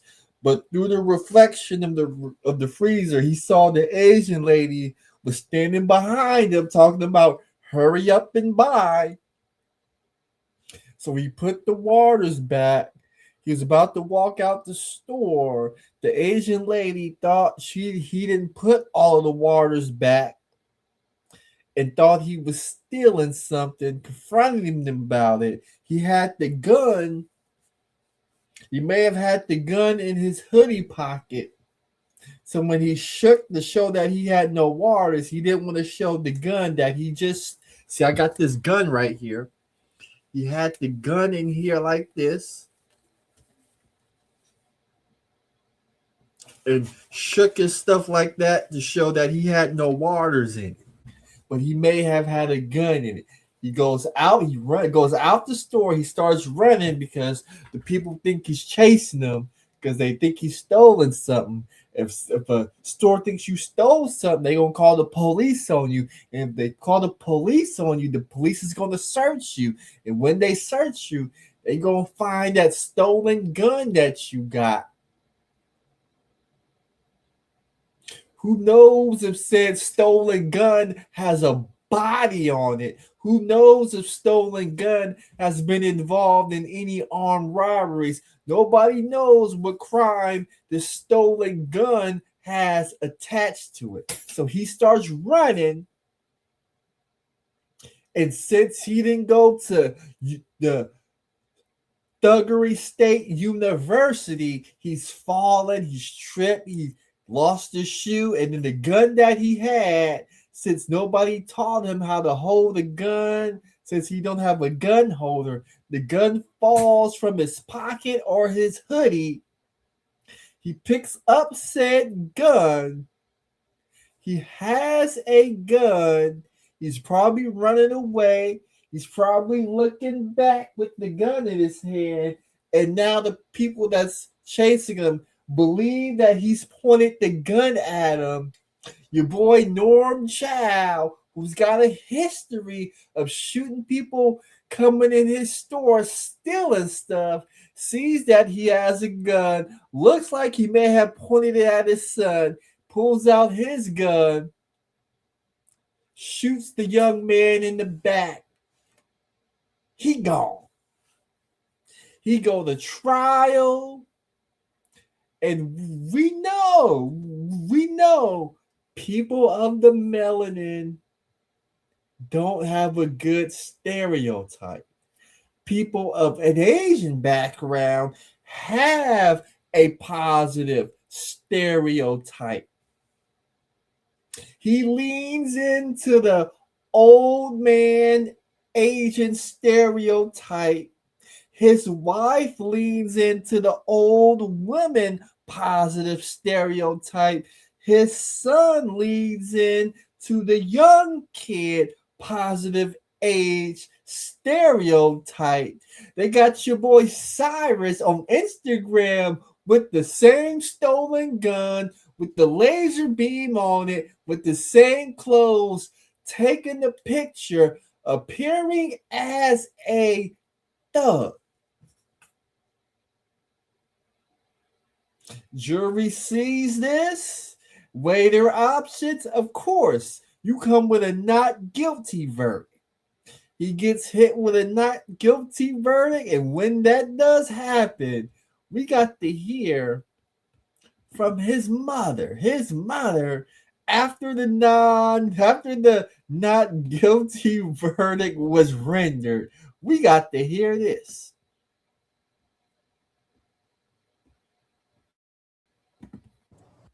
Again, here we go again. We got another B-dub. They install B-dubs at the head of the household. It should be the father speaking. It should be the stepfather speaking. Should be the uncle, the grandfather speaking. But for whatever reason, they put these B-dubs, they install these B-dubs as the head of the household. And this is what they say. Being here is very difficult. However, I am going to be Cyrus strong because my son was strong. My son was smart. He was loving. He was kind. I cannot believe that from the time he stepped into that store, as we all saw, he was racially profiled. They followed him around. He was shopping. He took 4 waters, he put them back. Time out. He didn't have no money, so he couldn't buy anything. So he couldn't have been shopping. It's up to the employees to protect their merchandise, and they're supposed to follow people in the stores to make sure they're not stealing. They told him to put his backpack there because backpacks aren't allowed. People like to come in the store and steal. Even showed them by shaking his hoodie that he took nothing. And he walked out of the store. He didn't argue with them. He didn't have any confrontation. He didn't curse them. He just walked out. He was respectful. And yet 2 grown people chased him.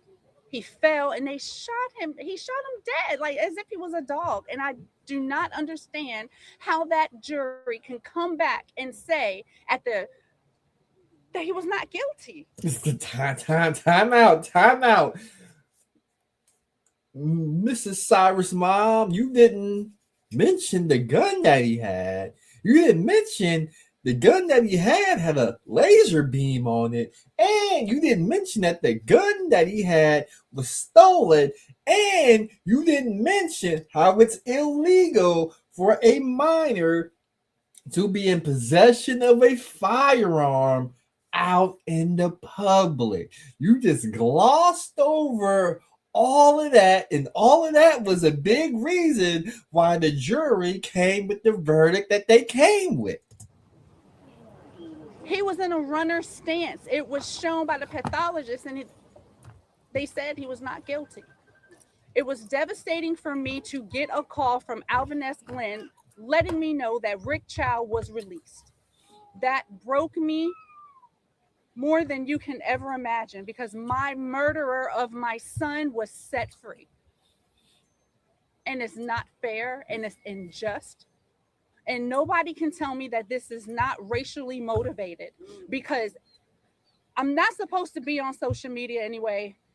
But when I go and I look at my social media, I have racist people coming to my page, going under my son's pictures, leaving the most horrific things, saying that they're glad he's dead, good riddance, and I am tired. I don't want this to happen to any other child. No black or brown child should have to go through this. No parent should have to go through this. This has to stop today. And I just learned today that South Carolina, if it's a murder charge, that they cannot bring in any of your prior acts. Rick Chow shot 2 people before. Rick Chow accosted a child in that store and beat her up with a gun on her hip. And none of that information could be brought to light. And I do not think that is fair. And if that is on the law books, that needs to be changed. Because if that was not there, then my son would have gotten justice. And to allow this person to terrorize this neighborhood for 12, 13 years is ridiculous. And it's just showing that it's okay to treat black and brown people wrong, and it's not. Time out. When black and brown people go into the store and they stealing stuff, you know where to be found. But now, since your son went in the store, appeared that he was up to no good. It appeared he was trying to shoplift some waters. Then he thought better of it. He left the store, but he had that stolen gun, and you won't dare talk about that stolen gun. My son loved everybody. He would tell me like, "Oh, Mom, you're being judgmental. You shouldn't do that. That's against God." And the devil shot him dead, and he laid right there. And we got no justice from South Carolina. And I think it is disgusting. And I don't even know why. I have no words. But every day I will not be able to speak to my son, hear his voice change, see him grow, go to prom. He will never get married. I would never hold my grandchildren, nothing. But Chow is able to go home with his lion son, Andy Chow, and they're able to have dinner with the wife, Alice, who all 3 of them came out that store and they chased my baby. And I think the entire family should be held accountable because it was racially profiled. And I do not think that it is right, and they all should be punished. And I don't know what laws that we need to create to help our people, but it needs to be done, and it needs to be done now. Cyrus should not be gone. None of our children should be gone from the acts of racism, from profiling, from any of that. He should be here. And until the world treats us like we are human beings, I mean, come on. Y'all hire us. Y'all want us around. The world treats us like we are human beings. I mean, come on. Come on. Beings, I mean, come on. Beings, I mean, come on. Beings, I mean, come on. Come on. Beings, I mean, come on. Y'all hire us. Y'all want us around. You like our culture. You want to listen to the music. You want to wear our clothes. You want to do all of that stuff. But when it comes to protecting us and when it comes to looking at our children, you look at us as if we are animals, and we are not. I am a college-educated woman. I hold a master's degree in information technology management. My son. Time out. How you got all this education and your son on Instagram thugging with a gun? I mean, come on, explain that to me. Us as if we are animals, and we are not. I am a college-educated woman. I hold a master's degree in information technology management. My son was not a thug. He was a 14-year-old boy who was trying to find his way. And for any person that acts like when they were 14, 15, 16, 17, that they did not do nothing wrong, that they did not smoke and drink and do and have sex and do whatever that they were not supposed to do by their parents, it is a lie. Hold on, time out.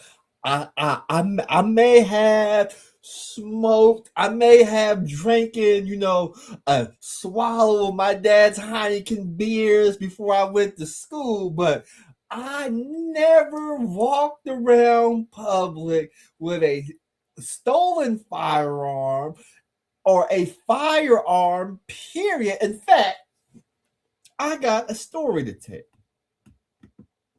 I got a story to tell. So I was going to school in San Francisco, Hunters Point,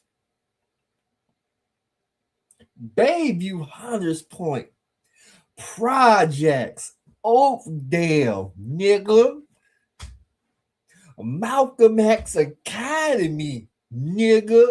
That's right, in the heart of the projects. We at the bus stop, wait for the bus take us to school. We out there playing. I found a unloaded revolver in the bushes. That's right. I found that fire. I found that heat. I found one of these in the bushes at the school. Picked up the gun. I had a decision to make. At this time, I had to be 3rd, 4th, 5th grade, because when I went to Malcolm X Academy, I started going there in the 3rd grade. I graduated from that school in the 5th grade. So one of them 3 years, let's assume 4th grade, put it right there in the middle. Let's just go say 5th grade. 5th grade, I found a gun. I had a decision to make. I could keep this gun for myself, show it off, be cool, be a thug, or I could take said gun and do the right thing, bring it to a teacher so the adults could do what adults do. And guess what I decided to do? I grabbed that gun. I went into the school because the bus stop was at one school. We was going to another school. I found an adult and I said, "Hey, Mrs. I found this gun in the bushes. I think the right thing to do is to bring it back to you and let the adults handle the situation." She took the gun, said, "I want to thank you so much for doing the right thing and bringing the gun to me." Gave her the gun.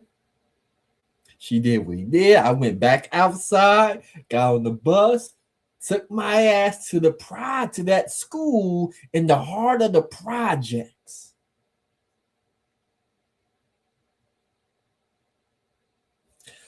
But you out here, your son out here thugging. Your son out here thugging. Your son out here thugging. Hold on. Let me see if I can find the picture. Let me see if I can find the picture real quick. Cyrus Belton is his name.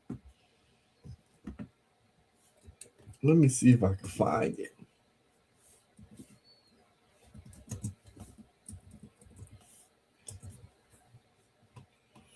Let me see. Let me see if I can find it.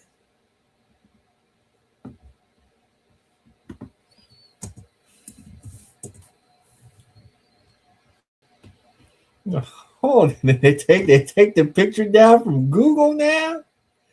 Is they running interference? Is they running interference? Oh, that's crazy. That's crazy. They're running interference.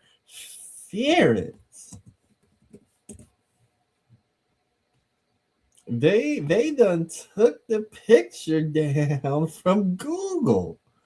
They done took the picture down from Google.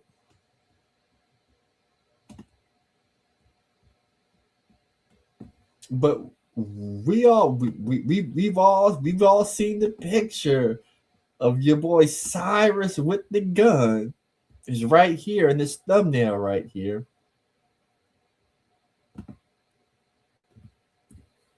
Look at us as if we are animals, and we are not. I am a college-educated woman. I hold a master's degree in information technology management. My son was not a thug. He was a 14-year-old boy who was trying to find his way. And for any person that acts like when they were 14, 15, 16, 17, that they did not do nothing wrong, that they did not smoke and drink and have sex and do whatever that they were not supposed to do by their parents, it is a lie. And it is judgmental, and I refuse to allow any of you to sit up there and make it seem like we were bad parents, because we were not. All of our children make mistakes, but I don't see anybody saying, oh, well, you know what? My kid did X, Y, and Z. My kid did X, Y, and Z. No, they're coming onto my page and try to demonize my child, and I will not have it. And it stops today. Keep your opinions to yourself. And until you are in my shoes and you have to bury a child. Hold on. I have to ask. Hold on.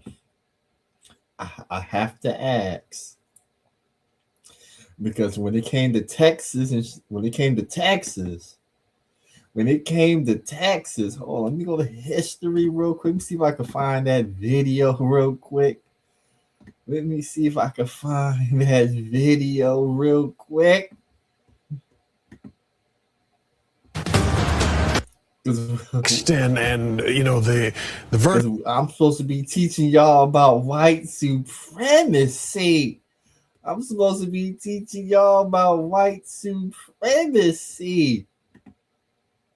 Did the district attorney stand by this family? Did they stand by? Did the South Carolina district attorney stand by this mother the same way this district attorney stood by this mother right here? I'm just asking. Did the South Carolina district attorney give some speech about how it was an honor to stand by and represent this family right here, because they were so inspirational during the trial? I just want to know. I just want to know.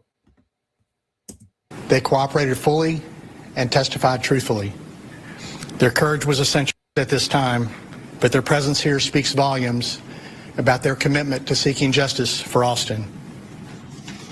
I want to thank Judge Rhodes for presiding, for making this a safe trial. Violence like this won't be tolerated in our Collin County community, and we remain committed to protecting our schools and standing with victims and their families. The district attorney, South Carolina, that they have a press conference with this family. I haven't seen it, but that's something that the people of the melanin, you gotta know. The rules always been different, and you gotta learn how to move better. You gotta learn how to move better. But now since you're not moving, hold on, I think I'm gonna play one more video because I do gotta wake up kind of early. I do gotta wake up kind of early. Only black people are We gotta go to your boy Anton Daniels. What do I want to play? Yeah. We gotta talk about that black mother. Can we talk about that black mother? All right, let's talk about what everybody's thinking, but nobody wants to say. Did you guys see Cyrus's mom go on camera and flex her master's degree?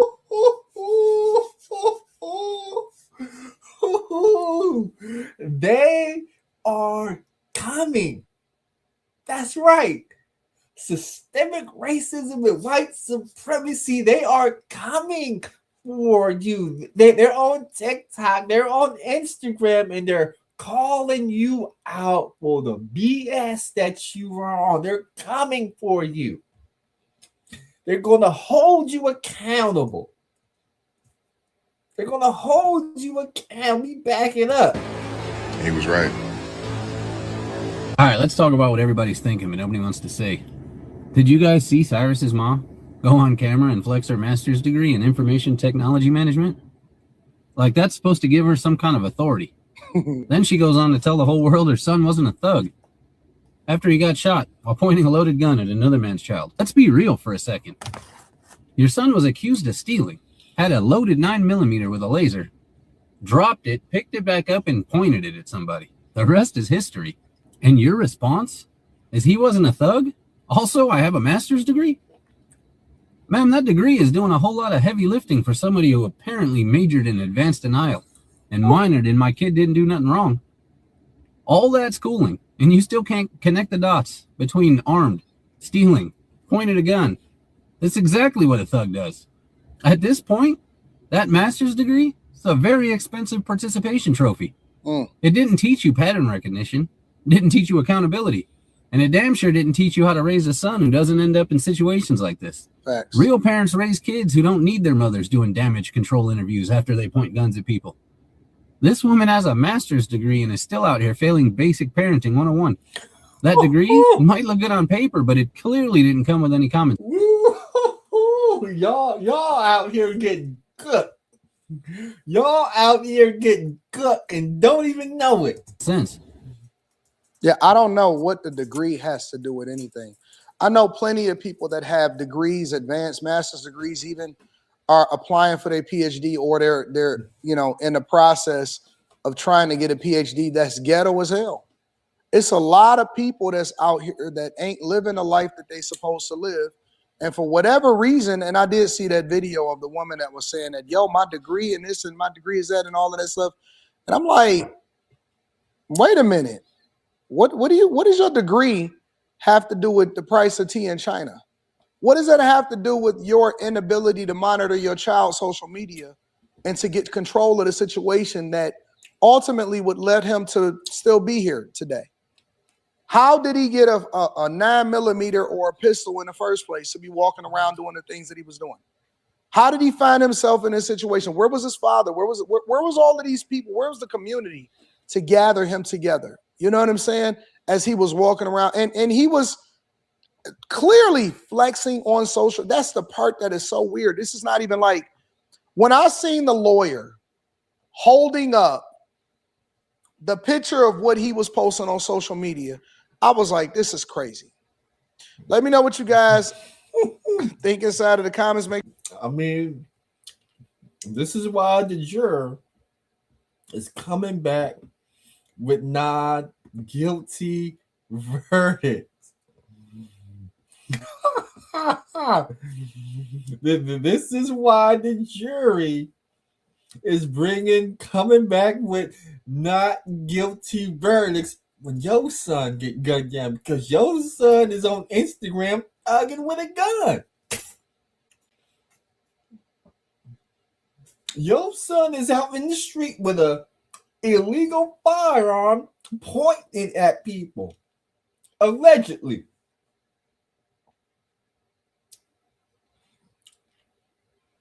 And now you on my TV on Channel 5 News talking about your master degrees in IT technology, and it's just not hidden. And I've sat here. Hold on. I have sat here ever since I retired, I have sat back and I have watched people of the melanin run amok. Hold on. And they don't believe. And the thing about it is, they don't believe that they run amok.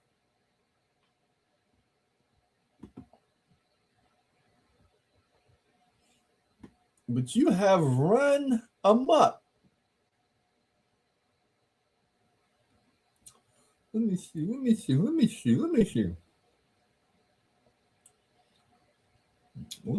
see. Now y'all talking about boycotting. They talking about boycotting Asian businesses. I gotta ask, if you boycotting Asian businesses because of what Mr. Chow did, should the rest of the community boycott people of the melanin for what Karmel Anthony did? Should they not hire you at their jobs because of what Karmel Anthony did? Should they fire you from your job for what Karmel Anthony did? Should they not let you in restaurants because of what Karmel Anthony did? I just want to know, because one day it was cool. It was cool to boycott Asian businesses because of what one Asian man did. Is it cool to boycott and ban people of the melanin for what Karmel Anthony did? You see the conundrum? You see the box? You put people of the melanin in instead of just saying, you know what, we gotta do better. Our kids are out here, they on Instagram with stolen guns, they stabbing people in the heart, they hitting people over the head. They can't go to the game. They can't go to the mall. They can't go to church. They can't go to prom. They can't go to graduation without fighting, stabbing, killing people.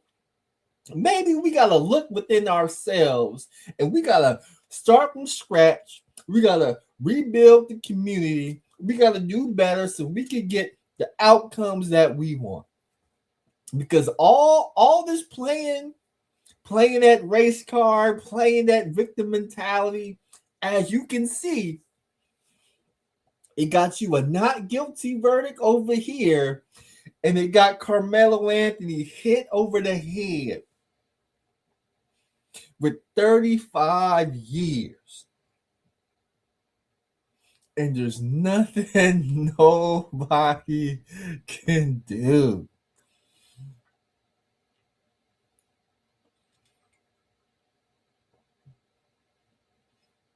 I just want to know, what is it going to take for y'all to get some get right? Because it's starting to get ridiculous now.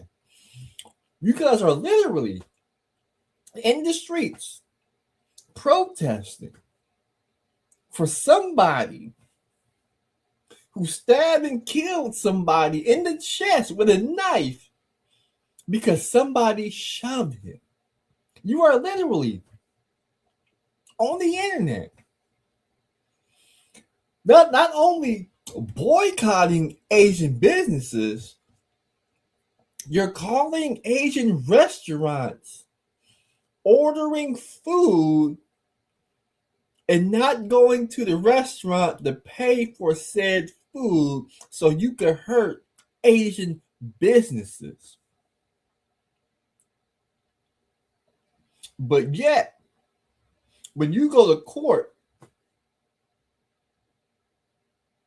when you interact with these people in your everyday life, you want them to treat you like you're a human.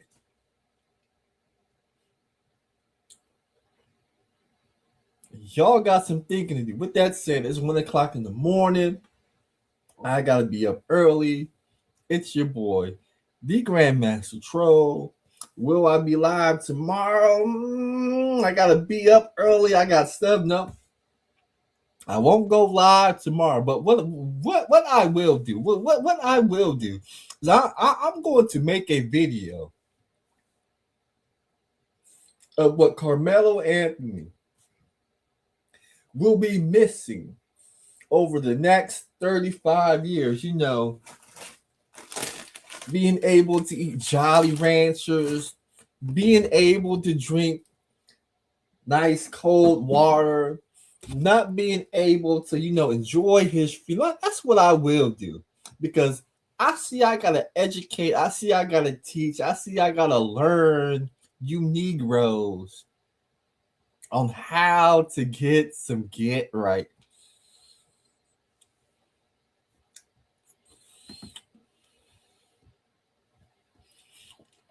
Carmelo was 18 and going to prison. He'll have to join a gang to avoid getting gangbanged. I mean, you see it right there. Our people is so lost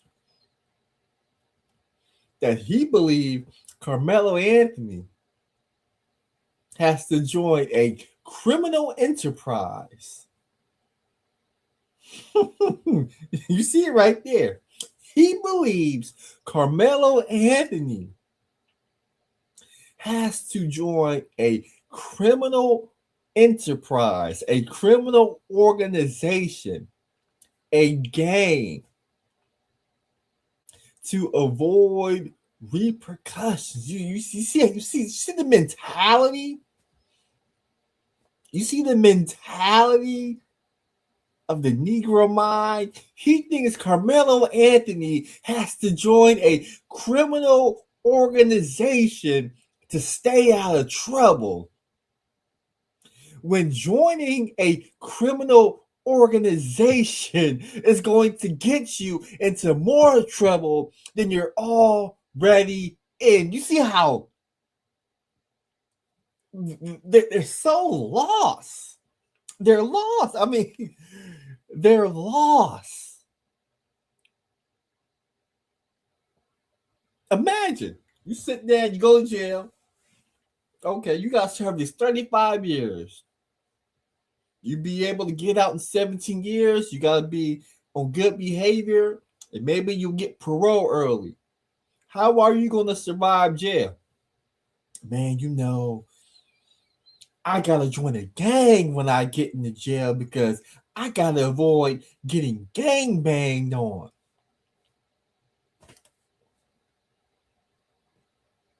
They don't use this right here. Black people, you got to start using your brain. You got to think smart. You got to think better. Look at it. Carmelo is 18 and going to prison. He'll have to join a gang. Imagine. You get in trouble, and your solution to getting out of trouble is to join a criminal organization, a criminal enterprise. With that said, it's your boy GMT. Peace out.